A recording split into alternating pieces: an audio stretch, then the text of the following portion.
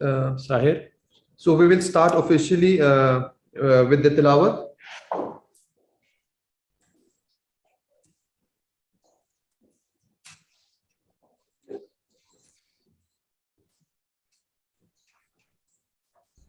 أعوذ بالله من الشيطان الرجيم.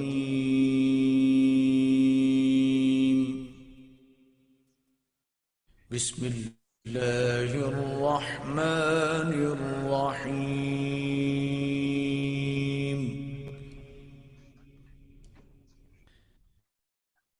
الرحمن علم القرآن خلق الإنسان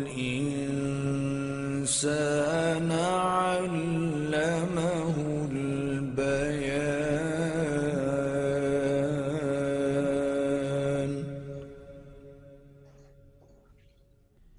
الشمس والقمر بحسبان والنجم والشجر يسجدان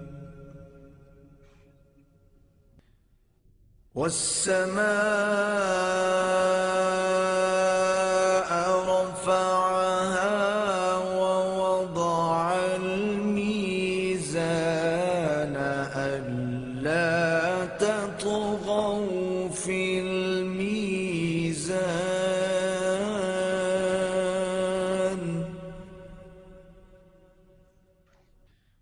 وأقيموا الوزن بالقسط ولا تخسروا الميزان.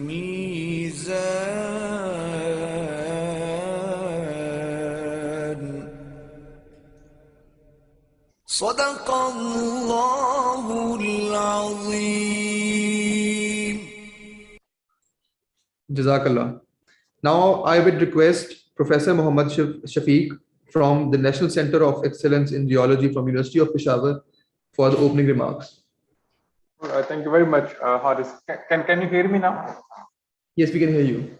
Okay, thank you. Respected Professor Dr. Ismail, Rector, Islamic International University, Uganda, Professor Dr. Iqbal Chaudhry Sahab, Coordinator General, comstech Islamabad, and dear participant. Assalamu alaikum and greeting from Pakistan. As most of you probably already know about, the space sciences and GIS are emerging technologies with expanding applications ranging from monitoring and management of natural resources, urban and regional planning and governance, defense purposes. Nowadays, we are seeing the application of space sciences, natural hazard assessment and management. So the applications of space science are expanding tremendously. Similarly, with the advancement in technology and techniques, the data associated with the space technology, mainly satellite data, are easily accessible. Some of them are already freely available. Moreover, the capabilities of the required hardware and software are increasing, and the new techniques are developed to automate the existing applications and develop new applications. However, in majority of the developing countries, the human capacity is lacking to fully harness the potential of space technologies to contribute to the socioeconomic development. Therefore, there is a dire need to develop and enhance the capacities of young researchers, postgraduate students, and young faculty to provide the basic trainings on the theoretical background of space technologies and geographic information system. Aware them about easily accessible data and resources from which they can learn and apply the GIS in their field of interest. Therefore, this workshop is organized with the aim to develop and enhance the learning capacity of the postgraduate students and young researchers in theoretical background and technical details of the GIS, satellite remote sensing, and their applications for the regional and urban planning, natural hazard assessment, forest management, and water resource assessment and monitoring. The training is comprised of PowerPoint lectures, followed by computer-based hand-on exercises to await the training participants about the data and software of space technology and their applications. At the end of this 2 weeks training workshop, we expect that the participant should have developed a basic knowledge of space technology and GIS and acquired free resources of satellite data and open access software to further enhance their capacities and apply them in their field of interest. We're looking forward to develop a scientific collaboration with Islamic University in Uganda and Comstech to develop scientific projects on the application of space technology for socio-economic development of Pakistan and Uganda. Once again, I'm grateful to the support of Comstech and as an international university in Uganda to materialize this training. I wish the participant best wishes and good learning experience during this virtual training. Thank you very much. Thank you, Professor Shafiq. Now I would request Professor Dr. Ismail, Rector, Islamic University, Uganda, for the address. Bismillah ar-Rahman ar-Rahim. Alhamdulillah Rabbil Alameen. Wassalatu wassalamu ala Rasulillahi sallallahu alaihi wasallam.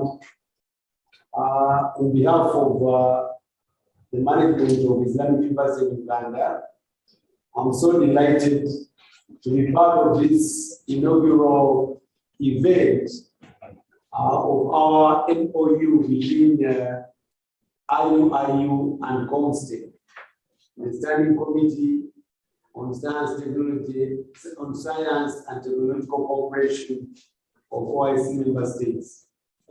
It's only a few months ago that we played this MOU, and I want to thank everybody from Dr. Iqbal and his wonderful team, Harris and everybody who are doing, and my team here, Dr. and everybody who is really excited about this engagement, and the fact that this particular one on space technology and GIS started as just a conversation over breakfast when Dr. Shafiq and I met, and our colleague, I forget his name, and we decided that this can happen. And I think this is the attitude that I want my young people at IUIU and others to embrace. I think you can start a conversation over breakfast, and then it can lead to this. And I think that's that positivity, that open-mindedness, that ability that we can do things is what I want my young people here to understand. Yeah, they think that life is so complicated, it will be difficult to start this kind of thing. No, once all the key stakeholders agree, then things can happen. So I'm really excited. Remember, education is about knowing, to know, to do, and to be. We talk about knowledge, skills, and attitude. So I think this particular one is about enhancing our skills. It's capacity building, enhancing our skills to use space technology to understand the world, to understand Uganda, to understand Africa, but also to help the communities that may be affected by what we see from the space technology. For example, you may not know that IUIU, the main campus, is near a wonderful and beautiful mountain range of the Elgon Mountains. But nearby, we have communities that have been facing floodings, and we've had several deaths because of deforestation on these mountain ranges. So it is possible to use space technology to zoom in onto this mountain and see what can be done to prevent any future floods, as simple as that. So I think I'm very excited that Dr. Shafiq took it up and said, why not? And then we went to Dr. Iqbal, he said, why not? And so I think the idea is every time they come to you, you should say, why not? We can do it. Instead of saying, no, it can't happen. That's all I want to say. Assalamu alaikum wa rahmatullahi wa barakatuh.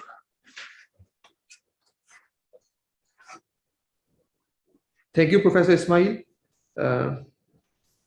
Now I would request Mr. Aftab Zaidi, Senior Director at HR and Admin of Comstech, to address on behalf of Professor Iqbal, as he has to rush for another meeting.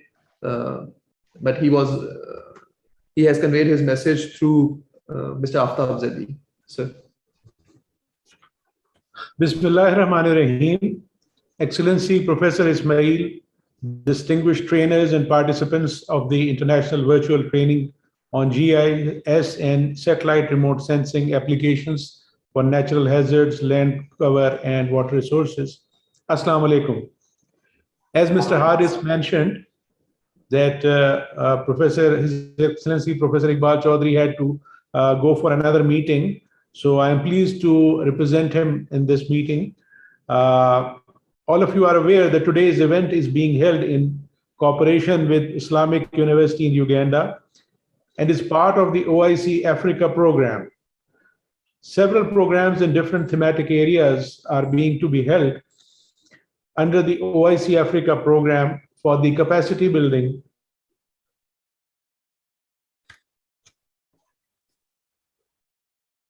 I've got a light problem, so I think light will be back shortly, generators will be on. Lights are on.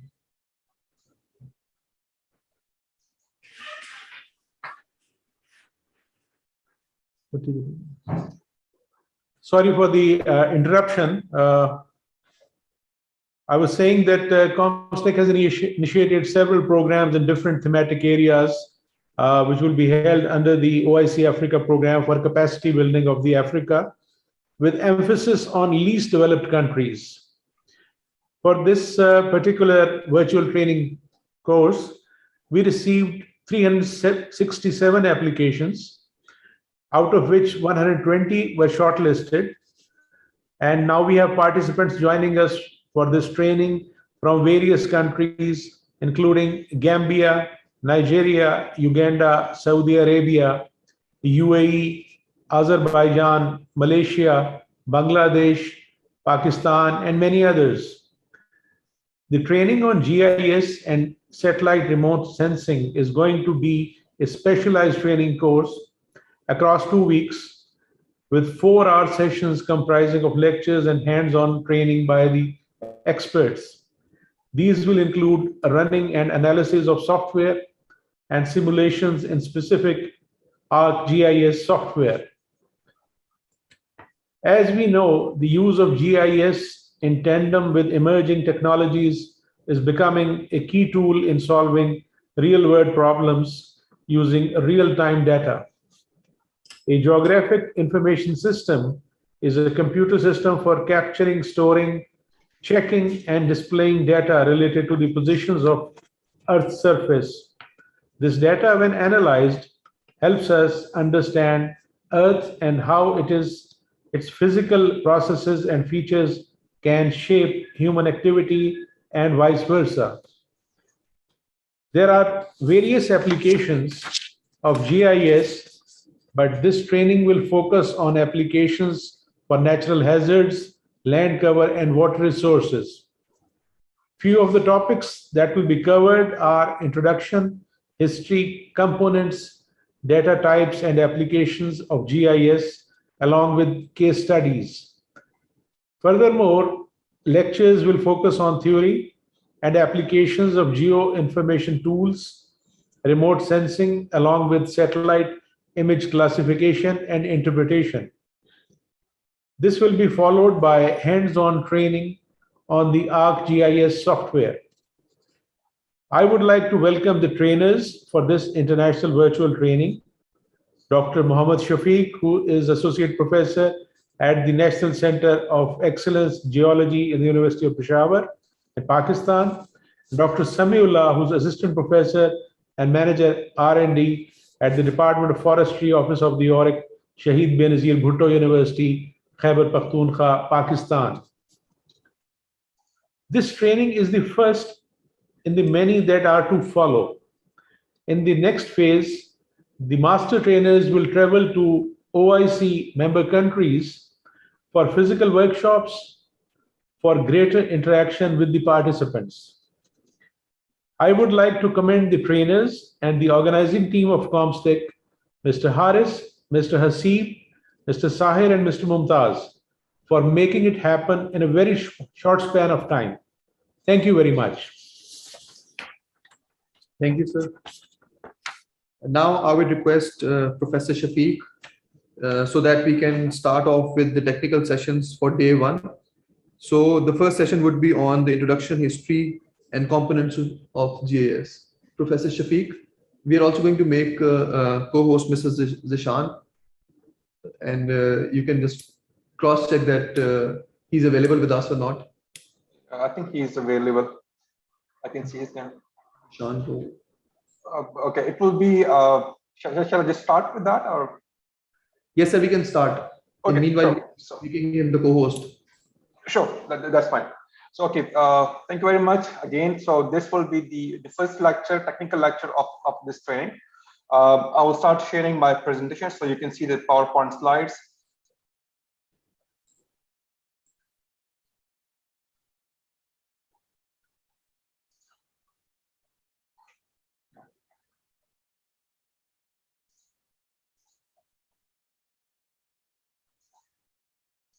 Okay.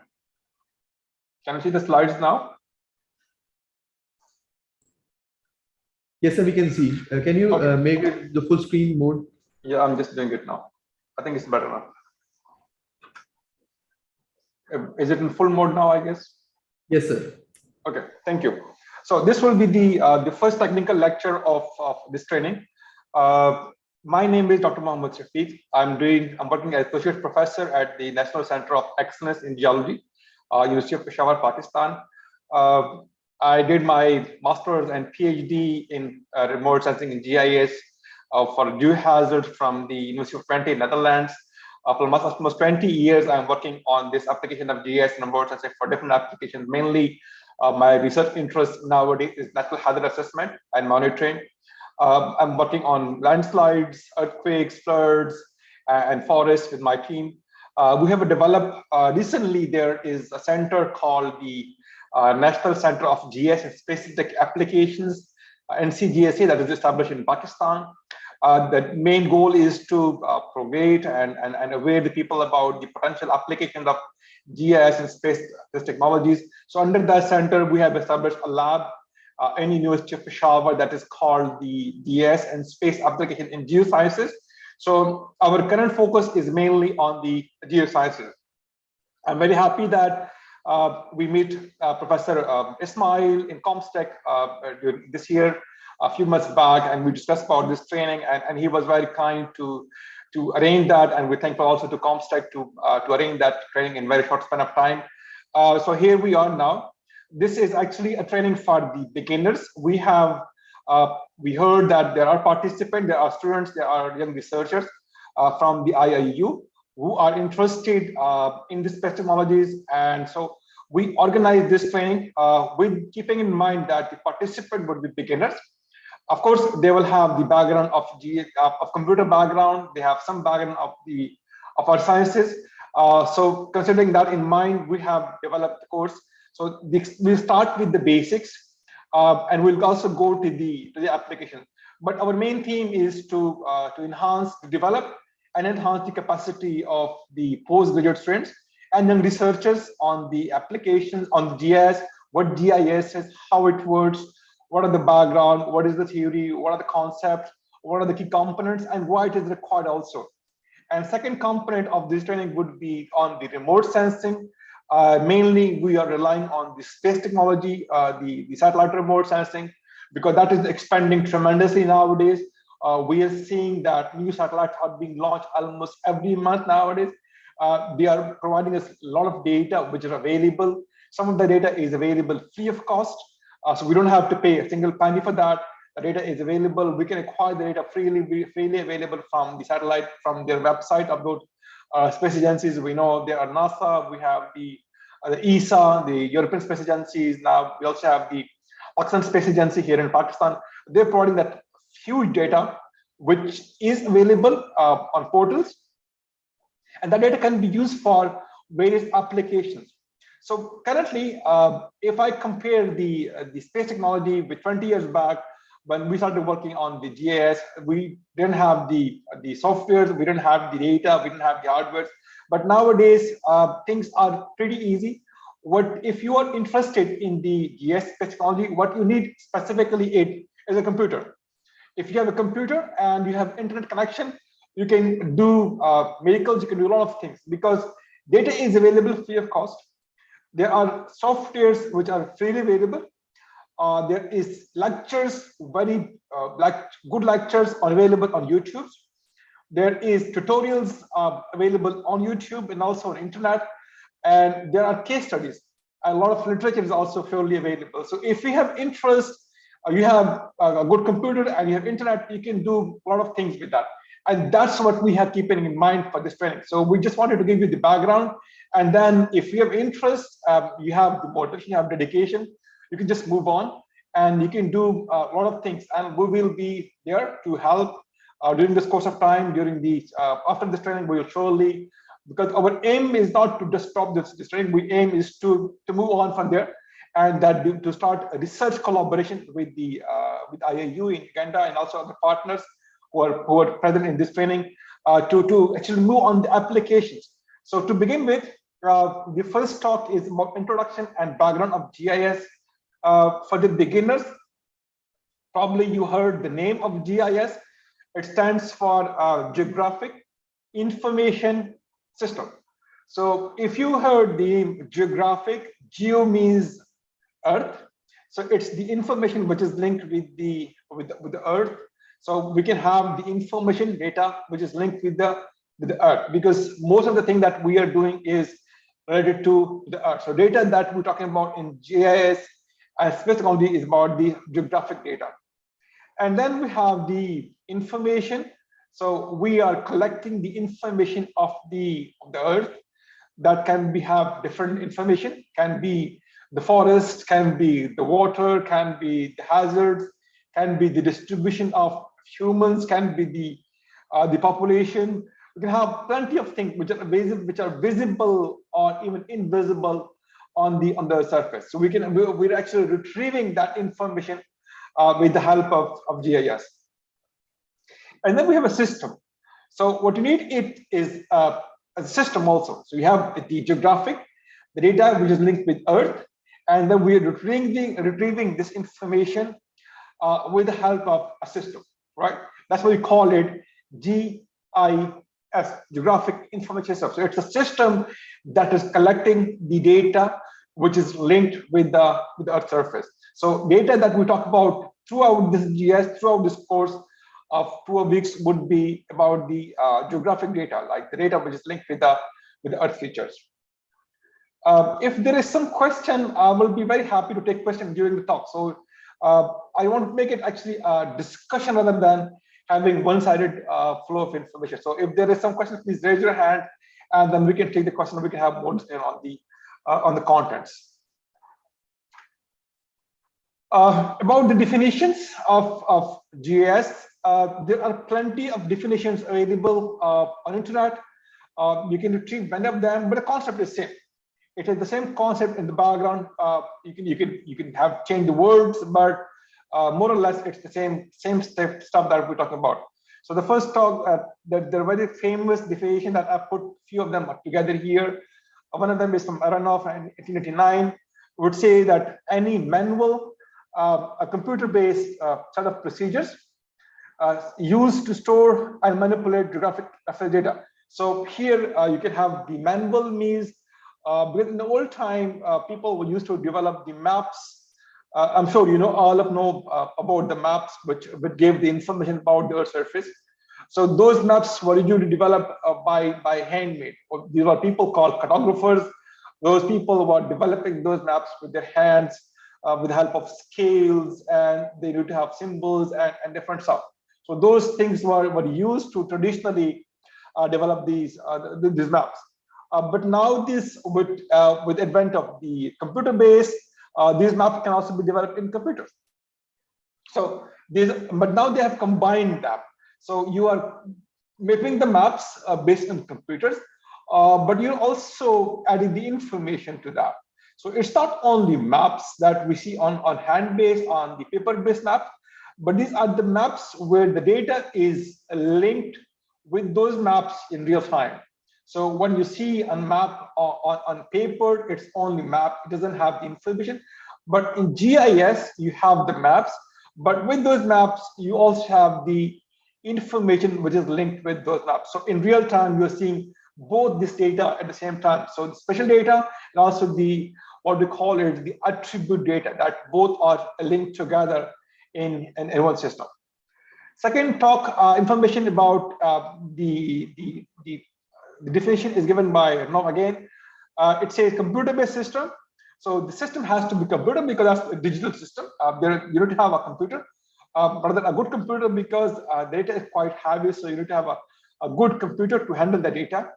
That provides 4 sets of capabilities, right? So the data, the system should have these capabilities to handle the data. And we call it geo-reference. Geo-reference means that the data should be a link with the Earth. It's not only data, but data should be linked with the Earth. Like for instance, I'll give you an example.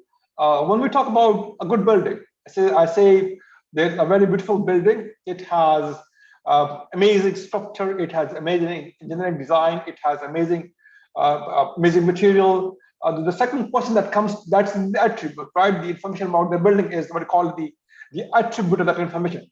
So first thing that comes to your mind would be where it is, right? Give me the location, right? So to complete information about the Earth feature, you have 2 information. First one is the location, where is something located. Second would be the attributes, right? What is the feature? What are the characteristics of that feature that is lying on Earth's surface? So here, the data has to be linked. That's why we call it geo-reference. It is the information which is linked with the Earth's surface. So there are 4 set of capabilities. First one is data input.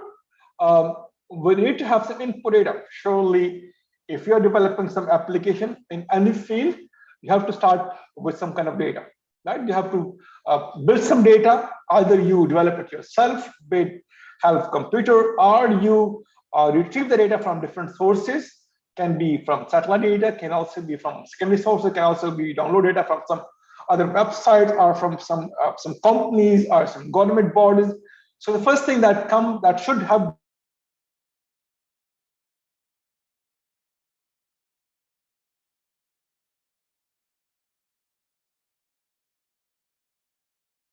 not available either in developed countries like we're talking about Africa, the South Asia. The data has an issue. We don't have this. The data is often not available, or even if it's available, we don't have access to that. Sometimes data is available with some government, with some companies, but you don't have access to that. You're not allowed to get the data. So that's also a challenge. And most of the time, the data is classified, or you don't have the data. And sometimes also the data quality is also a big issue. So data would be available, the quality would be very deteriorated. So it's not satisfactory. That's also a challenge, because the data quality, the quality of input data will determine the quality of your output data. If you have a data which quality is compromised, or it's not accurate, or there is a lot of error in the data, in the input data, you should be ensured that the data output would be also problematic. There would be error also in the output data. So first thing that to start with would ensuring that data that I'm acquiring is up to date. It doesn't have the errors, and the quality is also good. Right, that should be ensured when you are launching a product in GIS, and that's the real challenge. And that's often it takes maximum time in countries like Pakistan, in Uganda, and also developing countries, because the data gathering is the real challenge. So that should be ensured that when we acquire the data, we ensure the data quality is maintained. The data is complete. There are not data which is incomplete. That is also a challenge. And data is also up to date, because if you're developing application for the current time, the data should also be a bit updated. It should be a recent data, because that will determine the quality of that will determine the quality of output. So first thing is data input, that determines it. The second would be data management, right? Data management, once you have the data from different sources, management is also an issue. Right, that should also be ensured for a GIS product, because that will also determine the data analysis and the quality of data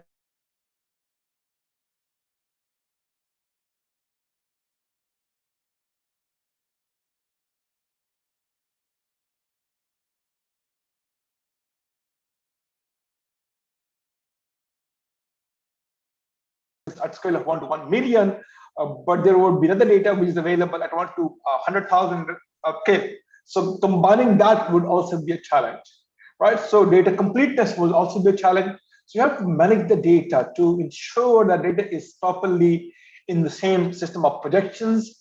It is following same coordinate system. It is same quality standards, same level of completeness that has to be ensured before we go for the analysis. That's in the second stage. And third stage would be the analysis. That is what we call it the core of GIS, right? You can develop a good maps also in CorelDRAW. You can develop a good map also in AutoCAD. You can develop good, beautiful maps, looking maps actually also in the paintbrush. But that doesn't have the capabilities to analyze the data. And the uniqueness of GIS is that give you the capacity, that give you the options to analyze the special data, right? So you are able to play with the data, you're able to manipulate the data, you're able to analyze the data.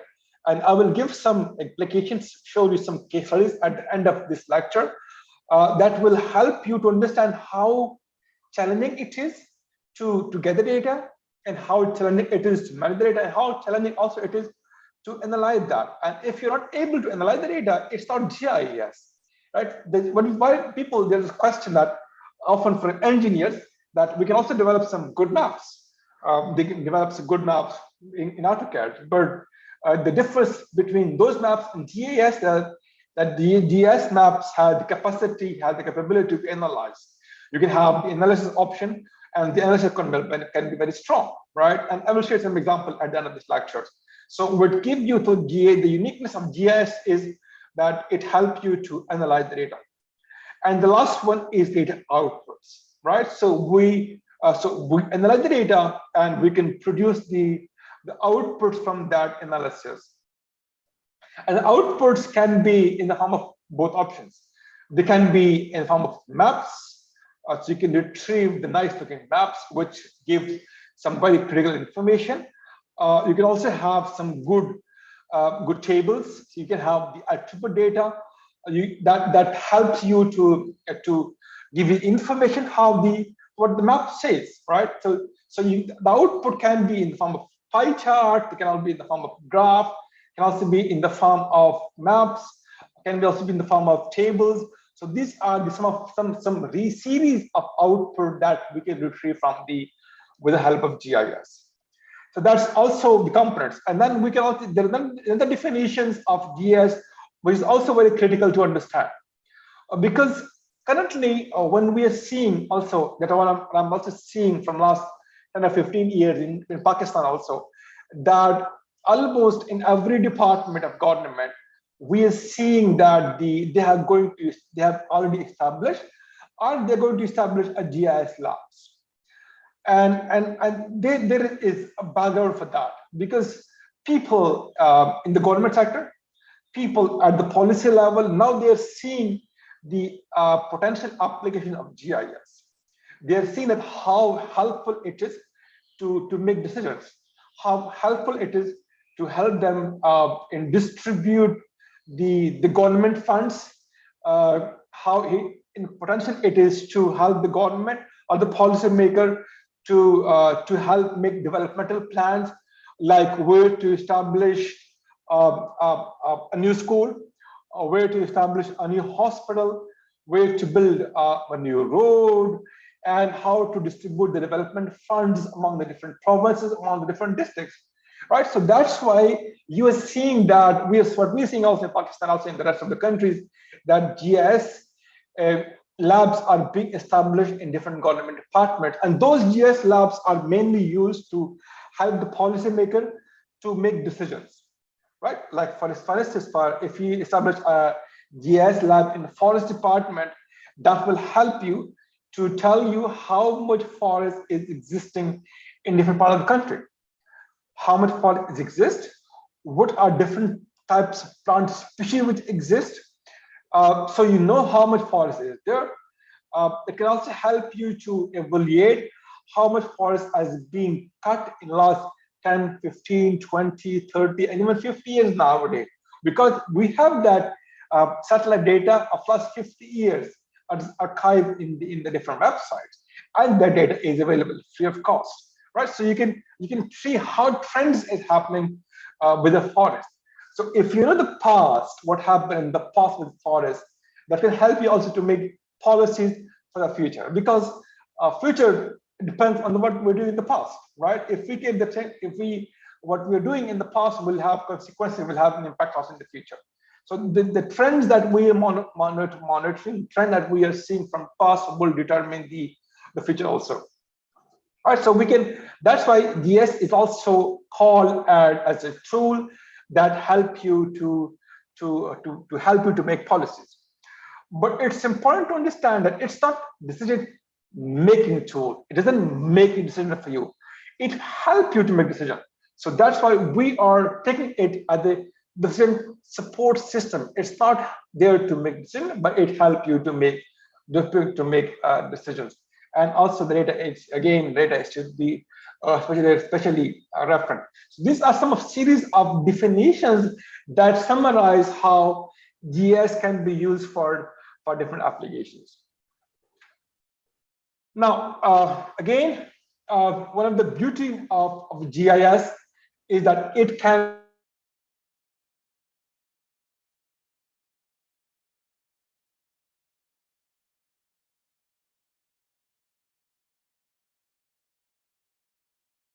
you see a picture of a town where you are seeing that there are buildings, there are buildings, there are infrastructure, there are trees, there are different features, right? That we're seeing in the same picture. But what help GIS? How GIS can help that? It can retrieve that information, and it can make the information into different layers, right? So you can have those features that are visible on the ground. You can map them into different layers of information. So you can have one layer on soils. You can have, like in this case, you can also have another layer on the topography. You can have third layer also on the land use, and you can have multiple layers. So you can, with the help of GIS, you can have this information in different layers, and these are very helpful actually, because that if you have data, in different layers, it helps you to make the plannings better. It helps you to make that information used for many. If there are some issue also.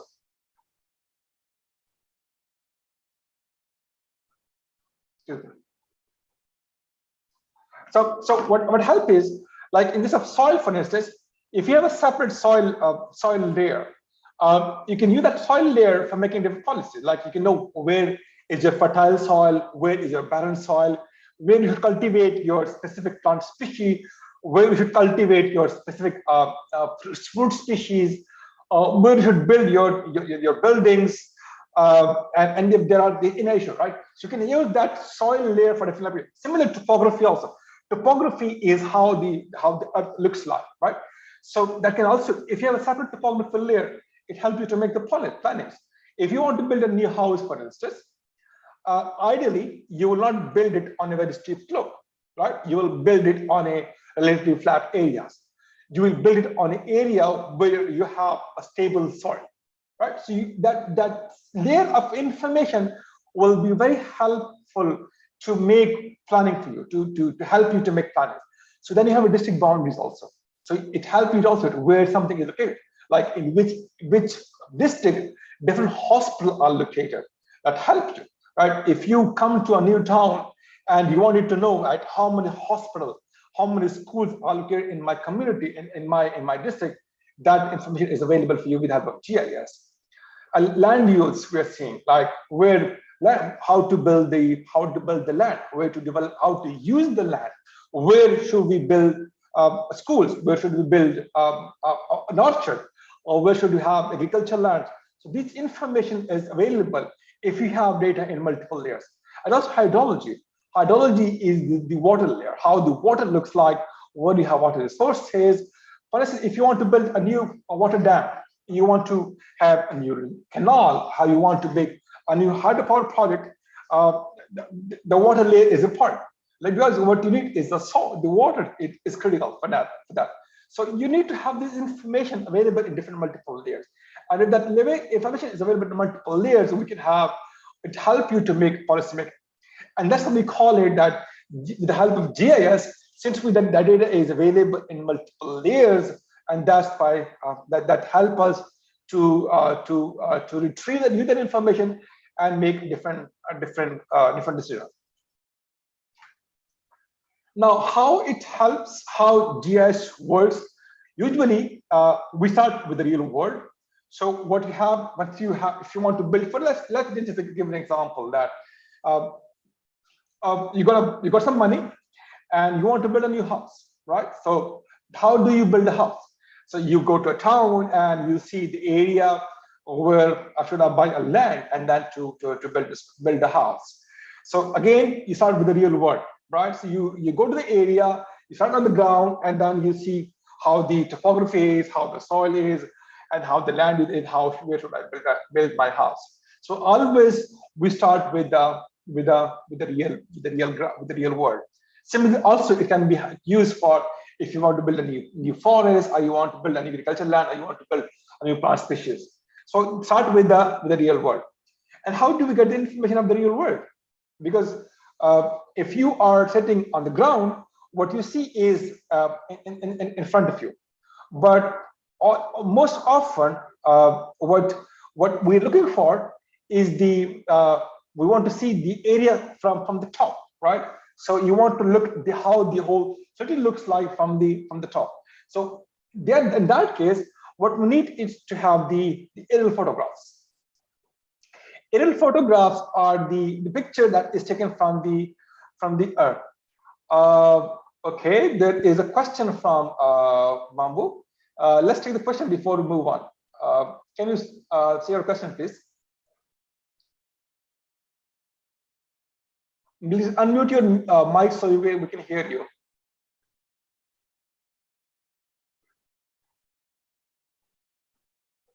I think there was a question from Ima.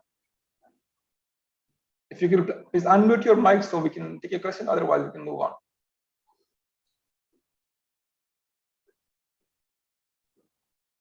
Okay, let's move on. So the first thing that we are seeing, what we need is the aerial photographs. Aerial photographs are the pictures taken from the air. In old times, people used to take pictures from the balloon. So they used to fly in the balloon, and then they took pictures with the help of a camera. Because when you take pictures standing on the ground, what you see is whatever is in your front. But if you're flying, if you stand on the top of the hill, on the top of the big mountains, and if you take pictures of the down what you're seeing in your front, you cover a bigger area, right? But taking a picture from air, like nowadays we're frequently using the drones, which are even used as the toys nowadays at our homes, also with our kids. So this picture taken from the drones are called also the aerial photos. Picture taken from the aeroplanes are called aerial photos. Pictures taken from the helicopters are called aerial photos. Those pictures cover a bigger area, right? So those pictures give you the information how the earth looks like from the top. Okay, Ima, maybe you could take the question, unmute your mic and please ask the question so we can take your question, please.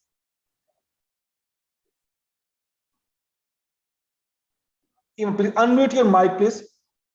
Haris, can you please help her or him?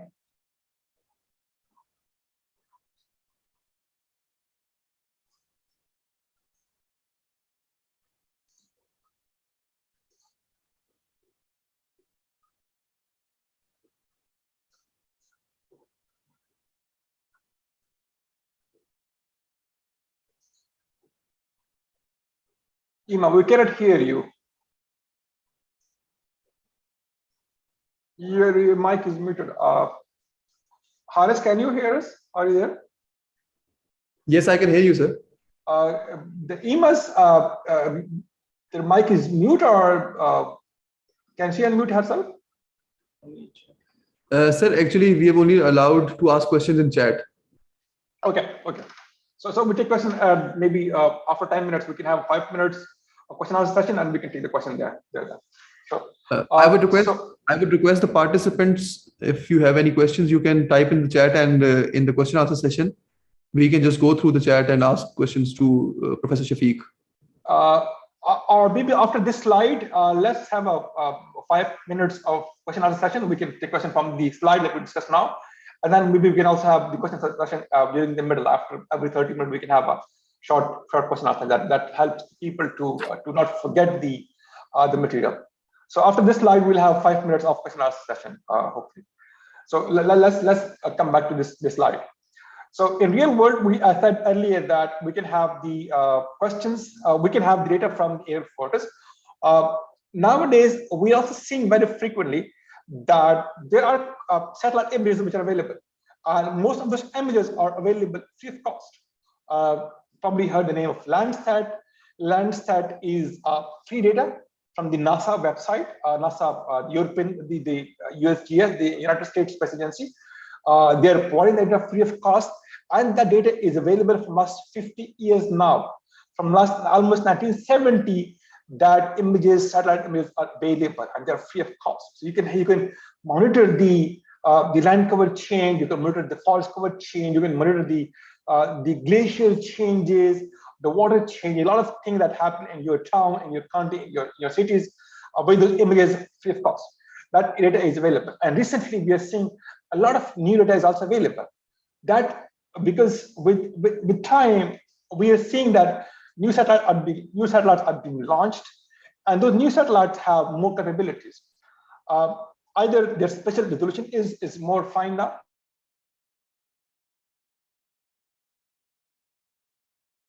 of specific applications. Similarly, also the data quality is better. And thirdly, also we have a more strong temporal resolution. Temporal means you can get data at different frequencies. The data is available at regular interval. So we can have data nowadays. Probably heard the name of Sentinel. Data from the European Space Agency. That data is available free of cost. That is providing you data at higher spatial resolution, which is 10 meter, plus also higher temporal resolution, that is 10 meter, of 5 days nowadays even. So after every 5 days, we have full image of the whole globe available at no cost. So you can download the data of your town or your city after every 5 days, and you can see how change has been happening. Like if there is new road building up, you can see how the road is being expanding. Everyone sitting in your office, you can monitor the whole country, you can monitor the whole city, right? So that is available free of cost. And there are some commercial data which is also more capable, but the data quality is better. So that case you have to pay the money because the data is available commercially. So we can have data of the real world from multiple sources, like these are from aerial photos, from satellite data, and from multiple sources. So once we have the data, the next thing that we're doing is you also need to have data from the ground. It's not only that you rely on satellite data or the aerial photos. You also have data from the ground stations. You have to go to the field and also verify some data. Like for the whole, if you're analyzing a whole satellite image, which cover a huge area, you just have to go for almost 5 or 10% of the ground and verify the data to see how things are actually on the ground compared to what you see on the satellite images. So GPS is also critical. I'm sure nowadays it's available in our pockets. Everyone has the smartphones, and in the smartphones we have enabled GPS. We are using the Google Earth, we're using the Google Maps, we're using Google Street Maps. So those all are using our location. And location is getting from GPS. So the GPS is now in our pockets, almost everyone's pockets. So the data is, but real data from the real ground would be satellite data, or data from the air photos, or from the data from the ground. So, and also sometimes you would have the attribute tables, like if you have a buildings, for instance, what you see from satellite, but we need to also have the ground data, like what is the use of the building? Is it a school? Is it a hospital? Is it a residential buildings, or is it some college or university? So that can be retrieved once you are there on the ground. And also the attributes, like what is the use of the building? How many floors are there? How many rooms are there? What is the building material? Who are the designers? So those are all attributes of the data that can also be retrieved from the secondary sources. So we need the data coming from different sources, and also field surveys, and then we are getting this chart. So once you have data from these different sources, from satellites, from drones, from secondary sources, what we have we produce what we call it thematic layers, right? And thematic layers, we point data, we develop data in different sources. Sometimes we call them points. We'll talk about this in more detail in the coming slides. Sometimes we make them polygons. Polygons is if you're covering a whole area, so you are mapping, you're mapping a whole forest, or you're mapping a whole university, or you're mapping a whole city. And you also have a lines feature. Lines means features which are visible in the line. Like you have the canals, you have the power lines, you have the roads, you have the telephone lines, the gas lines, electricity lines. All those are linear features. So we develop those thematic maps in this kind of three we call data types. I will come and talk about in more detail in coming slides: points, area, and lines. And then we, from those data, we develop data in multiple layers. As I said earlier, you can from the same real world, you can have one layer that shows only the rocks. What is the kind of rocks in your data? You can have data which shows only hydrology. What is different layers of streams, different layer of river, different layer of dams that are there on the ground. You also have multiple soil layers, like what is different kind of soils. You can have map the different forests in the whole town. You can map the whole roads in different layers. You can map the streets line. You can map the power line. So you can have all this data. You can map in different layers with the help of GIS. And then the last second would be then we have so till here you have the data preparation stage. You have data input from here. You have data management here till here, and then the real challenge starts, which is the analyzing the data. You analyze the data. You see, if you want to build a house, where would you build a house? You will want to build a house on a geology which is stable. You have a rocks, which is stable rocks. You want to build a house which is close to water source. You don't want to build a house inside a dam, right? Surely you prefer to build a house which is next to a river, maybe on a beach, maybe on next to a lake for a scenic beauty. So those that layer will help you to select that location. So you also will build a house on a location which is where you have a stable soil. You don't want to build a house where soil is erodible. It actually get depressed over a period of time. You don't want to build a house which is actually waterlogged, where the water level is very high, because you cannot build a house there. And you don't want to build a house on the road, but surely close to the road, but not on the road, right? So you need to have that multiple layers, and those multiple layers help you to do the analysis. So with help of analysis, you got multiple options, and the multiple options are the options which serve your purpose, which serve your criteria. Like for building a house, you develop a criteria that I want to build a house which is located on a stable rock, which is located on a stable soil layers, which is close to water bodies, which is close to a road layer, which is close to schools, because you might want to send your kids to schools, which is also close to hospital. If you got sick, you can easily go to the hospital. So these are some of the parameters that you have defined for yourself to choose locations where you want to build a house, right? So those are the parameters that you define yourself, and then GIS analyze those parameters that you have given, and then it will give you multiple options. It will give you the option that you have those 100 sites, for instance, which fulfill your criteria that you have given, and you can choose any of those locations where you want to build a house. And then it's your choice as a policymaker in this case, with your family, your wife or your family, and you said, okay, look, guys, we want to build a house, but I have given this criteria that I want to build a house close to school, close to hospital, close to, on a stable area, on stable rocks. and that I asked GIS, and GIS has given me these options. Please help me to choose where should we build a house, right? And the decision would be made by you.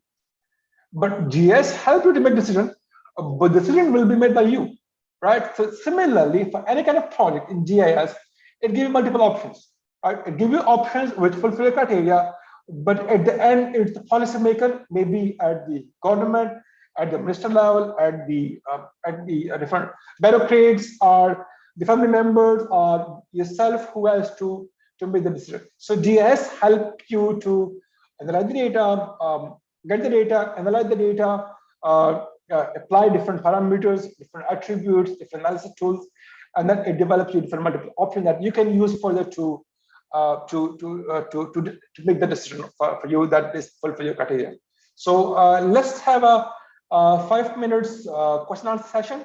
If there is any question, please raise your hand, and short, be a precise questions, so we can have a precise answer, and we also give opportunity to maximum people to ask questions, and we can have more discussion. So let's start with taking quick questions, please.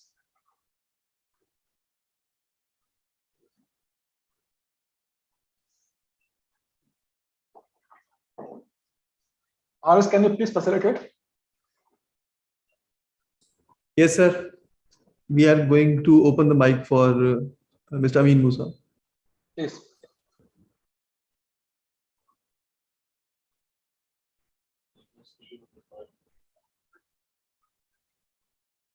नीचे वालों कर दो.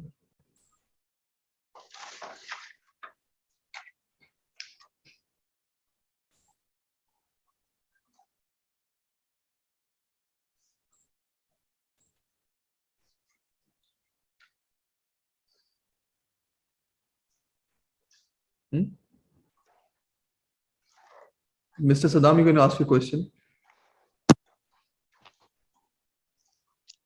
Assalamualaikum warahmatullahi wabarakatuh. Alaikum assalam warahmatullahi wabarakatuh. Master, we enjoying the lecture, but it seems that you are rushing. Yes? Mouse ला के दो दूसरा. The speed, your speed is much.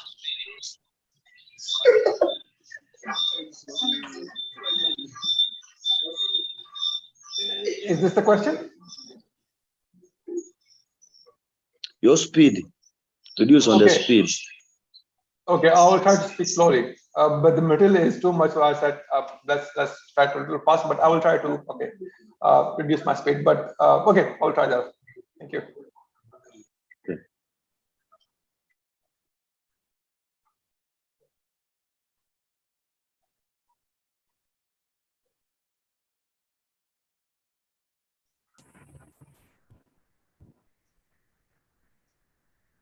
Hello.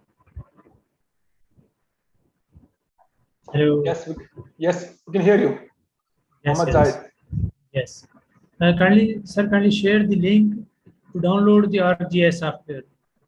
It's not downloading here. Kindly, if possible, or your admin or coordinator can share it.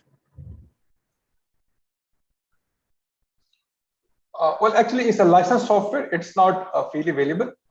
So you talk to the people in your surrounding who has the software. Maybe they can help you to install. But there's no link, official link, which can be used to download software. It's a licensed software. But surely there are some, cracked version which is available. Some people are using that, but we cannot share them here actually. But you can ask people who are in your surrounding. Okay, thanks. Thank you. So any other question from the participants, please? Okay, Muhammad Ajmal.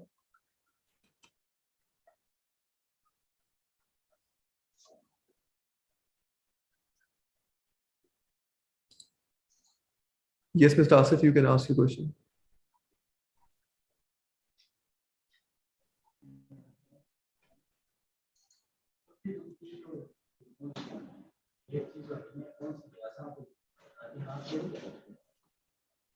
Mr. Asif, you can ask your question.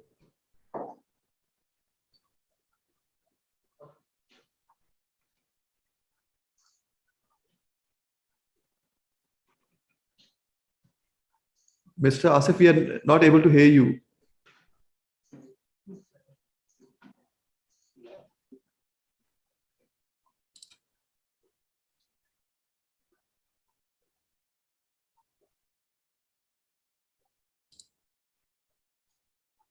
Unmute. Assalamu alaikum. Walaikum salam.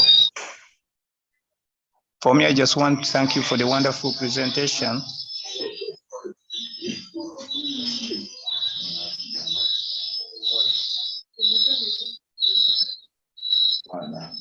You ready? Hello. Yes, Yes, we can hear you. Please ask the question.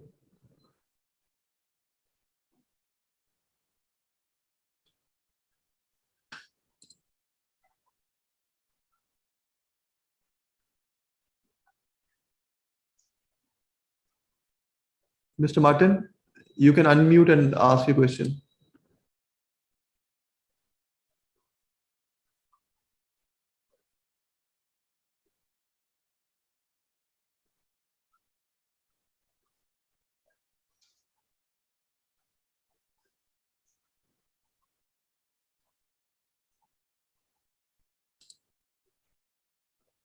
Ms. Sara, you can ask your question.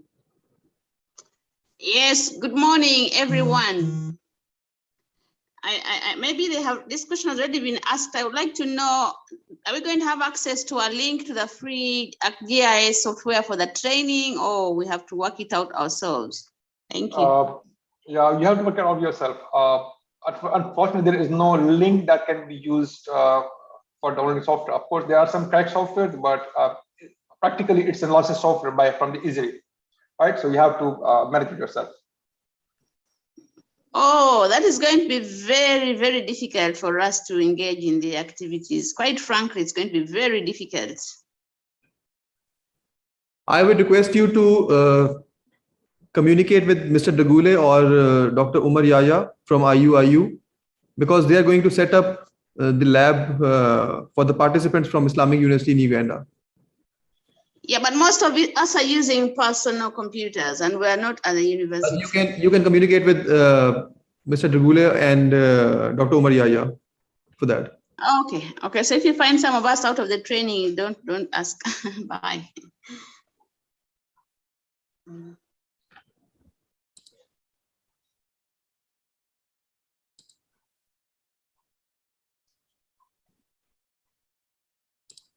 Mr. Asif, you can ask your question.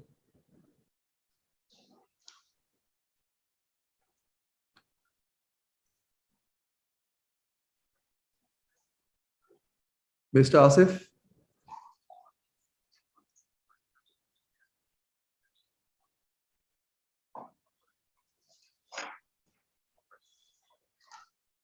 Ima has raised her hand from the very beginning. I don't know if she can hear us. But he's raising his hand for the second time. Yeah.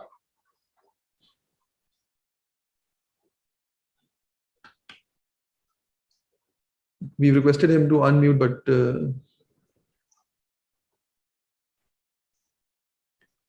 any other question from the participants?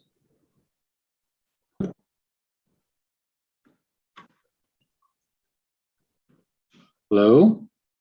Hello? Yes, Mr. Asif.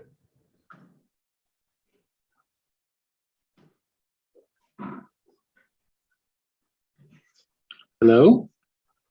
Yes, we can hear you. My name is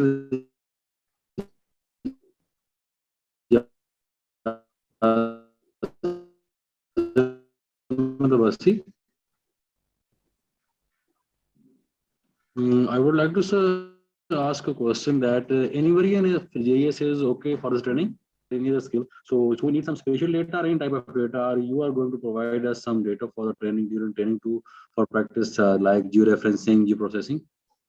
Yes. After finishing this lecture, we're going to share tutorials in PDF and also the data which you can use for the study, but preferably we expect that you have ArcGIS of 10.4 if that is available, because the data that we prepared is actually at 10.4 ArcGIS. That data might be open actually in that software. But we're going to share the data with you shortly. Well, thank you, sir. So that will be, there will be is it on via email? So would you like to share data with us through our emails? Haris will manage that. We will just share with him shortly, and then he will manage that shortly. Hopefully through emails or somehow. Okay, sir. Thank you, sir, for your. Okay, thank you, sir. We will also share the same documents in the chat as well. So in case anyone misses out Yes. the email, he or she can download from the chat. Yes, it will be a PDF that shows how to. Okay, sir. Yes, sir. But the main request is that there are sometimes internet problems are there. So if you are going to send us through email, that there will be very helpful for us to use the data later on. Okay. We will do that surely. We will hopefully share all the lecture that we will share all the lecture in PDF. Also the data that we have, that will be used during the training, that will be shared with all the participants, so they can also follow it up after we finish with the training. Yes, sir. That will be help all the candidates in the near future. That you're going to very well, and your style of teaching and your the way you are going to teach is very awesome and very moderate way. That's really appreciable. Thank you. Sure. If there are no more questions, we can start because we have limited time and have a lot of material to share. So I have to be a little fast. Sir, we have a question in the chat. Please, let me read that. My question is, does the drone system works with GIS? Yes, absolutely. Drone actually give you an input data for a GIS. This is what I said in this photograph, in this slide, where I said aerial photos usually come from the drones, right? That's what you see that we use. So the data coming from the drone will be surely used in the GIS because that's the source of a very high resolution input data. Additionally, we also have another question. It is about the difference between the GIS and GPS. Okay, GPS is called a global positioning system that records only the coordinates, right? So you have the latitude, longitudes, and elevation from there with the help of GPS that we see also in our mobile phones. If you go anywhere, it shows you where you are, your location. That location is based on your coordinates, and the data is coming from the GPS. GIS use that location data and do the analysis with the help of also other data. So GIS is a whole system where GPS is used as one of the components, right? So GPS has a global positioning system that give you only location, and GIS is a whole setup where you use the data for the whole applications. Okay, let's move on with the slide because we have limited time and we have to finish the talk also.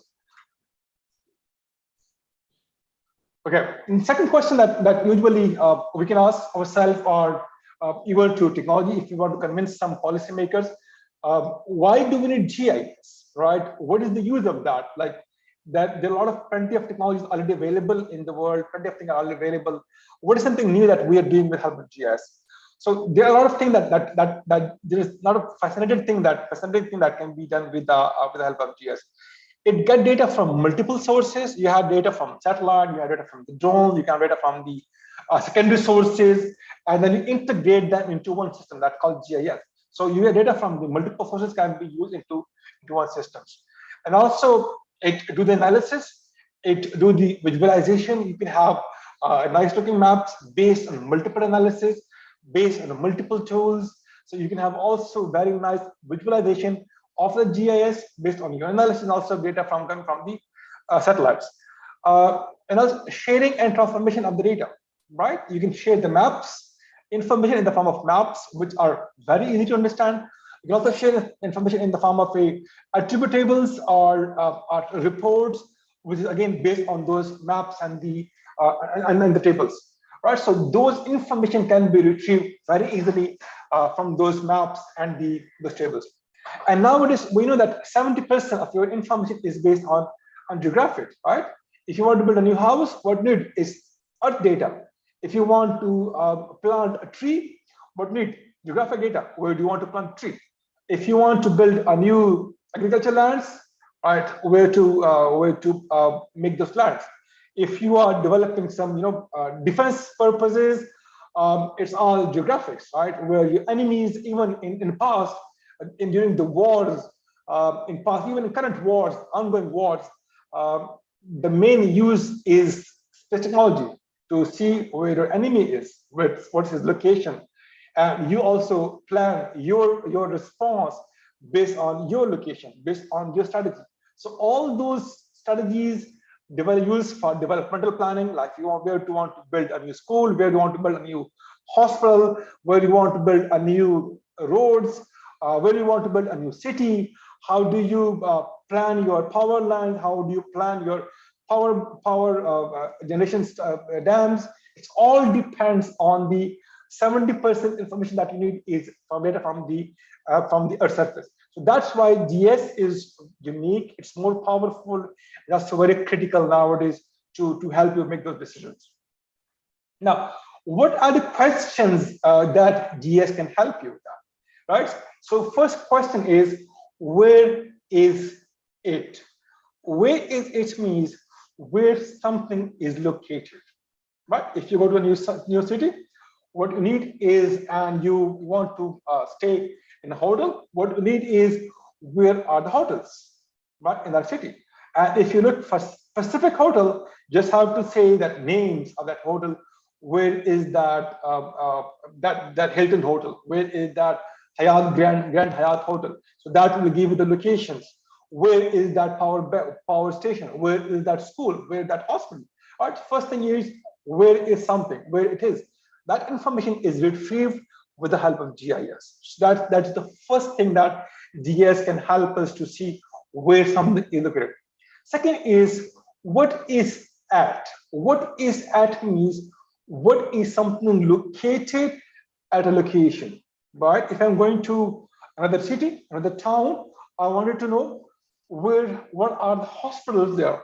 What are the schools there? What are the power points there? What are the power lines there? So that is all information that is showing me what is something located at those locations, right? So first thing is, what is at, where is something, right? And then what is at somewhere, right? Where is in a city, in Islamabad, and maybe in some city in Uganda or some other city, what is something located? These two questions that can be answered with the help of GIS. And other two critical questions also that can be answered by the help of GIS are, what has changed since? That's also very helpful. That's very information. Like what happened in Uganda in last 30 years? What happened with the forest? Like for a forester, the critical information that is needed is what is actually happening, what happened in the past, and what's going to happen in the future. And that again, so it needs to know what has changed since. For instance, if you know that the forest has been cut very dramatically from last 30 years, so you know how much forest has been reduced, right? So this number is critical. If you have 5% of forests, considering the whole country area, and now it is reduced from 5% to 1%, that is significant, right? But that information is critical. If you know that, that helps you to convince policymakers that you look, way to do something, because the forest has been reduced from 5 to 1% in the last 20 years.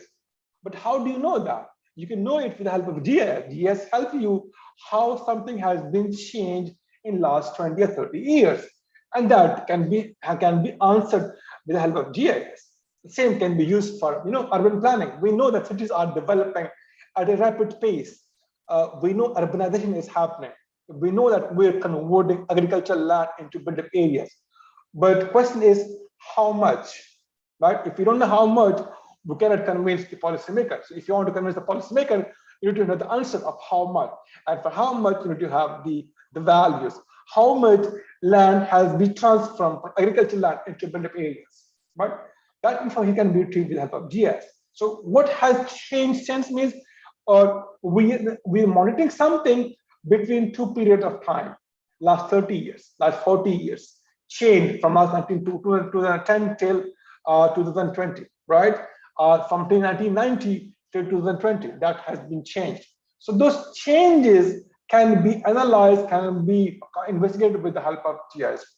And second is, the fourth question that can be asked with the help of GIS is patterns. How patterns are. Like, for instance, we are seeing that cities are being growing, right? That is almost common in the entire world. because population is growing. So if you have more population, you need more houses. So more houses means more urbanization for surely. But the question is, what is the pattern? Like in a country, which cities are more growing compared to other cities? Because that is important. Like if you have funds to distribute among your country, that will depend on which city need more funds, where you have more population, which city is more growing, right? And that's for urbanization. Similarly, also, if you are a forest manager, what you need is information like where you have more forest that is being cut, right? And where you have more deforestation happening.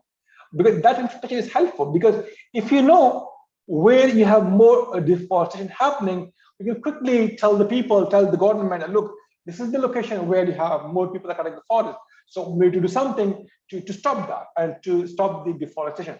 Similarly, also, if we're monitoring the glaciers, we know that most of the water in the world is coming from the glaciers.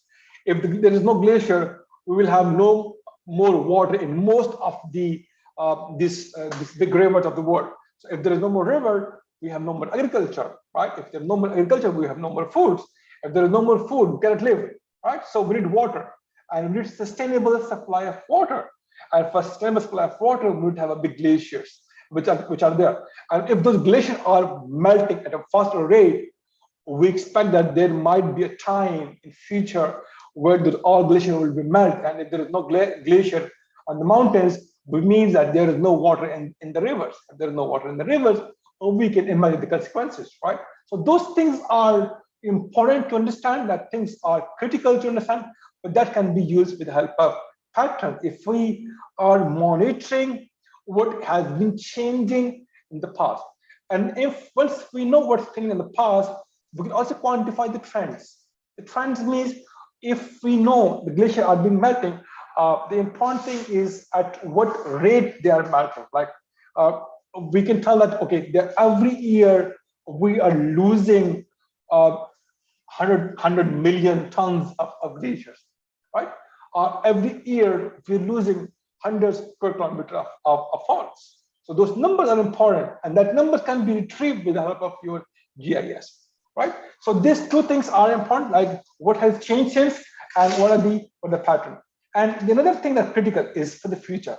So once we know the past, that help you to design for the future, right? What has, if something is changing the same pattern, we can tell policymakers, look, guys, the forest has been cut, and we're doing the modeling for future.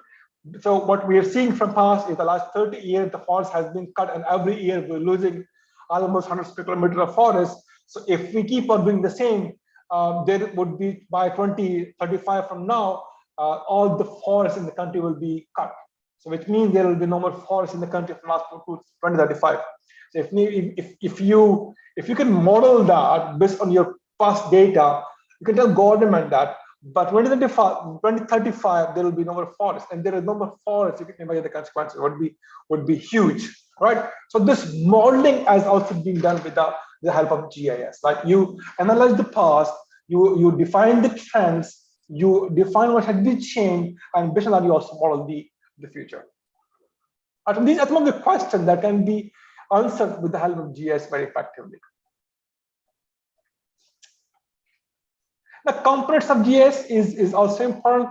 What we need actually to implement a GIS part is, first thing, surely a hardware, because without hardware you cannot do anything, right? You need to have a hardware. Hardware can be a good computer. A good computer means a computer which has a good processor, because you're dealing with the heavy data. The heavy data means you have a satellite images which are sometimes even 5 GB, sometimes even 10 GB. Depending on how big images and what is the resolution of the image. So that depends. If you play with heavy data, you would have good computers, right? And so when you have good system is the prerequisite for a GIS project. So good computers, which includes the good systems, and then you need to have scanners, hardware, CPU, digitizer, plotters.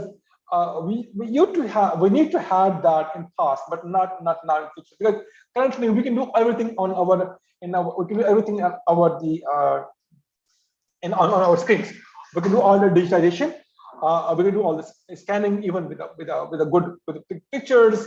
We can do all the scanning even with good scanners. Also, can be even with the good mobile phones. We can have good scanners, right?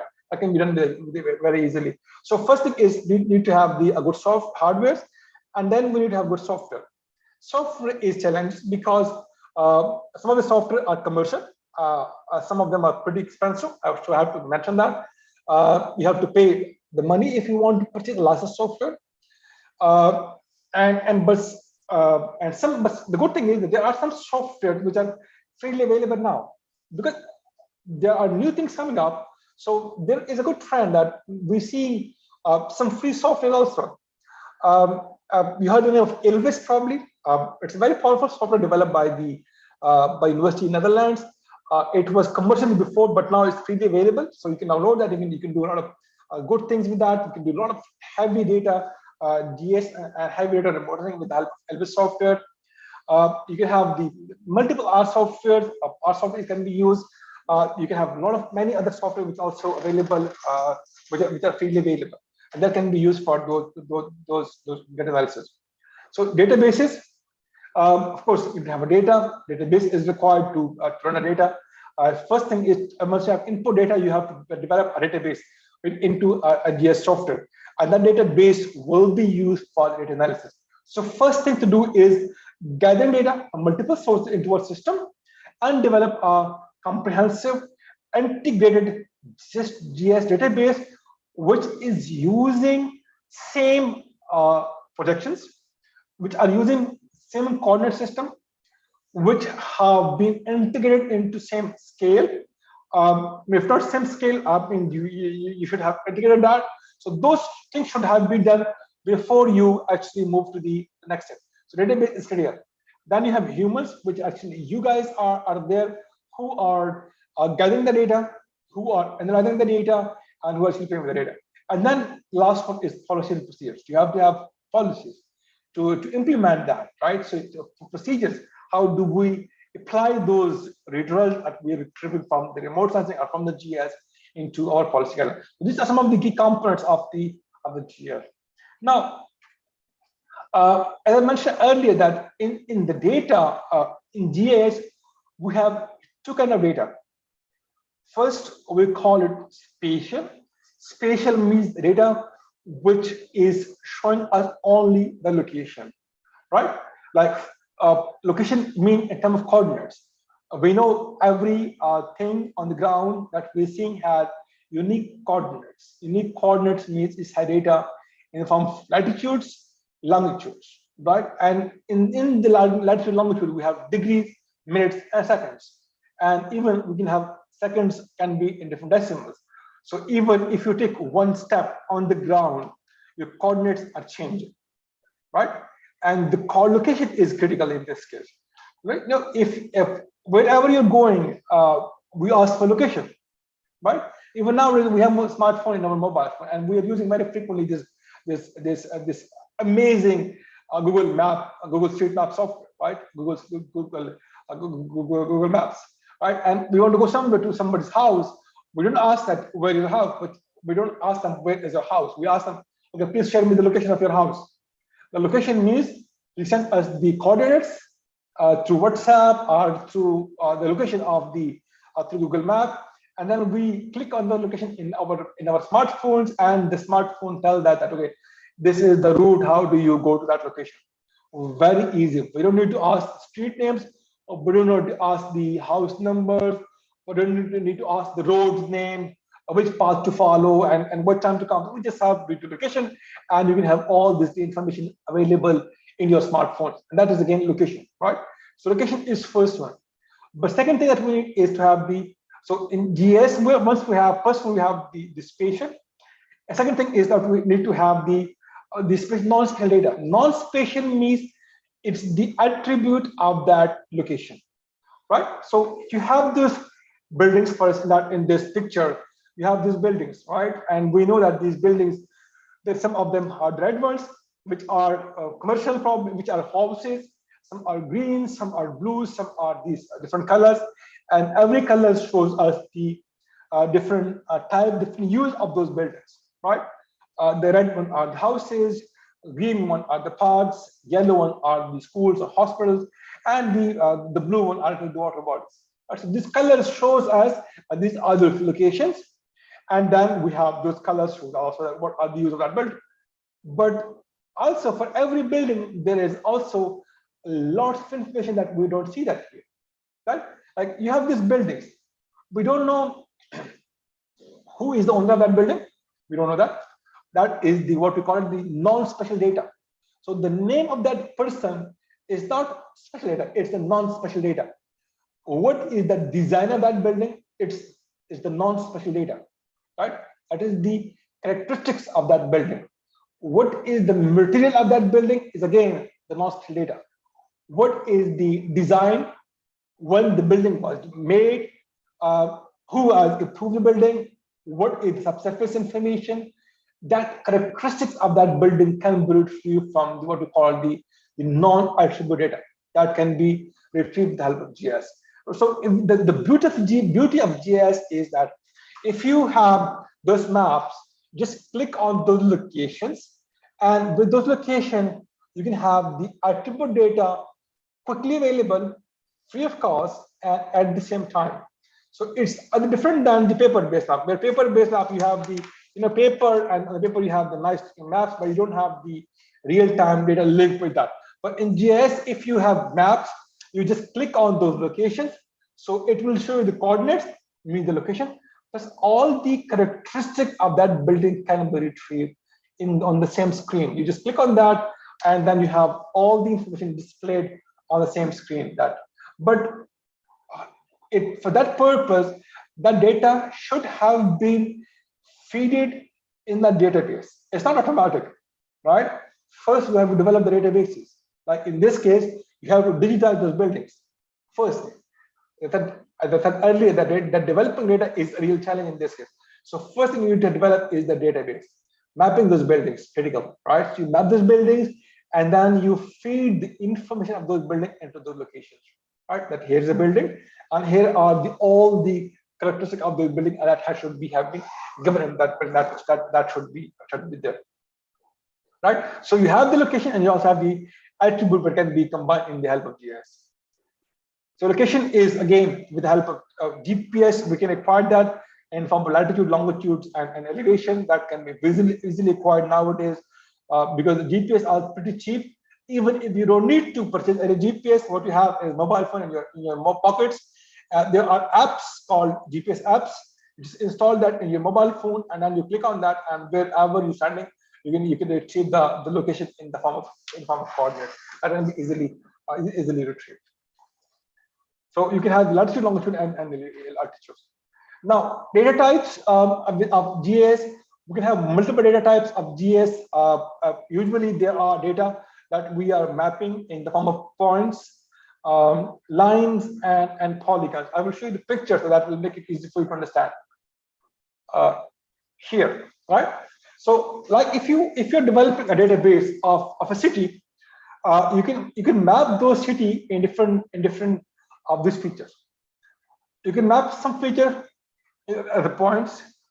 You can map some features as line. You can also map some features as the polygons, or we call them the areas, right? Like the points can be mapped. If you have electric poles, electric pole has a location, right? So you can map them as a point, as a point feature on the map. You have the line of that pole, electric lines. So that is a line, right? You can map them as a line in GIS. And then you also might have, you want to map the whole university area, like what is the boundary of the whole university.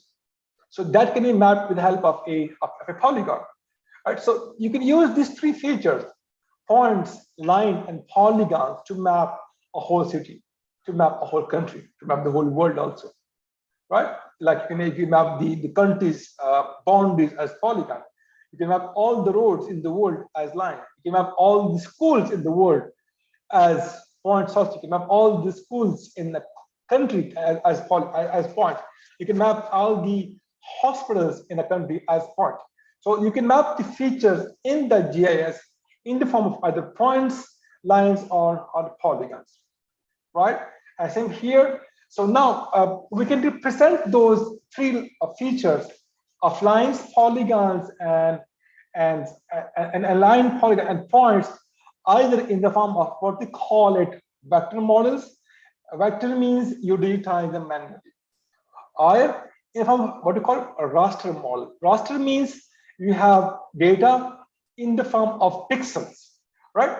If you take picture with your mobile phones, or you download a satellite image, or you take a picture of the drones, that is made up of raster layer, because that is made up of pixels, right? Because if you just open your mobile phones and you open any of the picture in your mobile phone and you keep on zooming in, there would be a level where the picture quality would be distorted, right?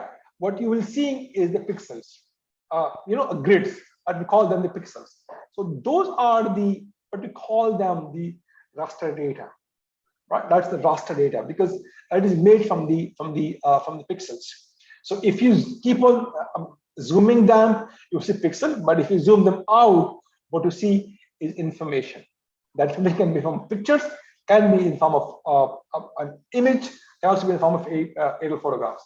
So in GIS, we can share the information of attributes of the special location in the form of either point, line, and polygon, and they can be mapped in either vector format, or can also be in form of what we call them the raster format. So in GIS, you are using two data types. One, what we call them vector, and second is in the raster data models.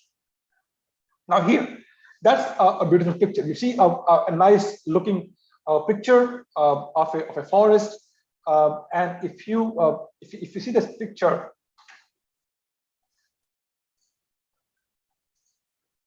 if you see this picture, you see a lot of forest there. This picture, you see a lot of forest there, and in this picture, you can see there are different plant species. There would be surely different soil types in the background. There will also be different rock units. So those all maps can be developed in different layers, right? And what we can retrieve from this picture can also be a thematic map, what we call thematic map. Thematic map where you actually make the polygons, you make the lines, and you make the point feature. And from that information, we can also have the different components of the data. First one can we call them geometric component. Geometric means data which is linked with the earth. The location is critical. That's the first thing that we're doing is the location. Okay, I'll take 1 minute break because I will request my my colleague Benazir, if you can share please the data of lectures and the of tutorial for this afternoon, and the tutorial and data with Haris, so we can share that with the participant. Nazir, are you in the group? I guess. Can you do you hear me? Okay, we will share that in 5 minutes, hopefully. I will just send a method. She can share it quickly with that. Sorry for that.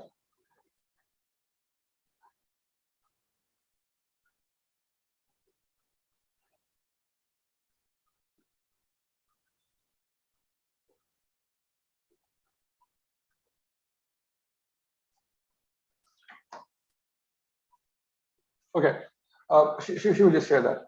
Thank you. So we have data in the from this data we can have data in the geometric components, which share the locations of the location of those shapes, points, and polygons. And then you can also have the localization, like how things are located on the ground. And you can also have the descriptive data. Descriptive means the data which shows the this information of those plant species, like what is the species of that plant, how healthy it is it infected, what is timber content in that, how is the carbon stock in that plant, so what is the age of that tree, what is the trunk size, what is the height of that tree, how if there is some fruit on that tree, how is the seed of that tree. All these are the attributes of that one tree, right? And that can be retrieved with the help of either they go to the field, collect data, and then link them, or some of the data can also be retrieved from satellite images automatically, right? So those what we call them the non-spatial information that can be linked in the help of GIS, and we can have that. We can combine the data in the in the help of GIS and more such.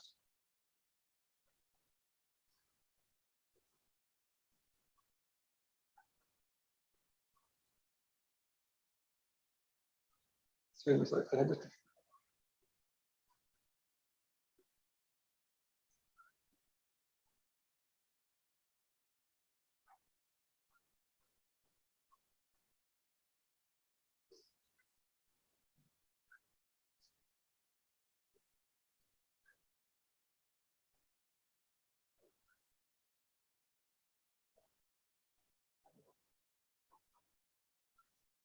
Okay.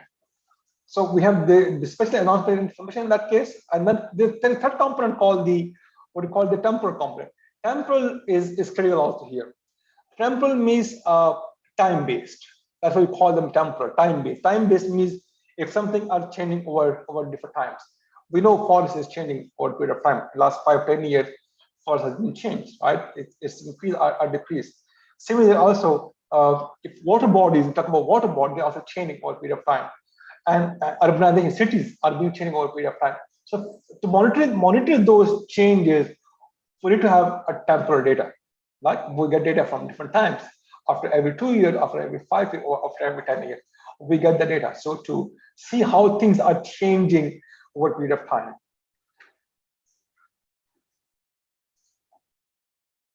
Now here, a spatial model. A model is an abstract.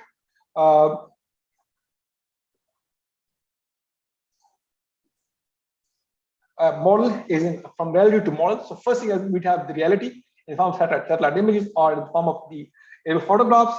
So and then from those satellite images we retrieve the data. First thing to map the soil, to map the land cover, how the trees are, to map the geology, map the plant species, map the soil type, soil nature, and other information. Right. So first thing is to reality, and then from the reality we move to the phenomena, right? Entities, things which are in the real world, and then it's more by the data objects. So we can have the digitized data either in the form of polygons, point and lines, or it can also be in the form of the linear features. So the same data can also be mapped in the pixels. Pixels where we have data in the raster formats. So from reality, you can show the data of the reality either in the form of vector models, where you manually digitize them in the lines, polygon, points, or can also be in the raster formats, where we have the data in the form of pixel formats. We have pixels, and every pixel carry the information.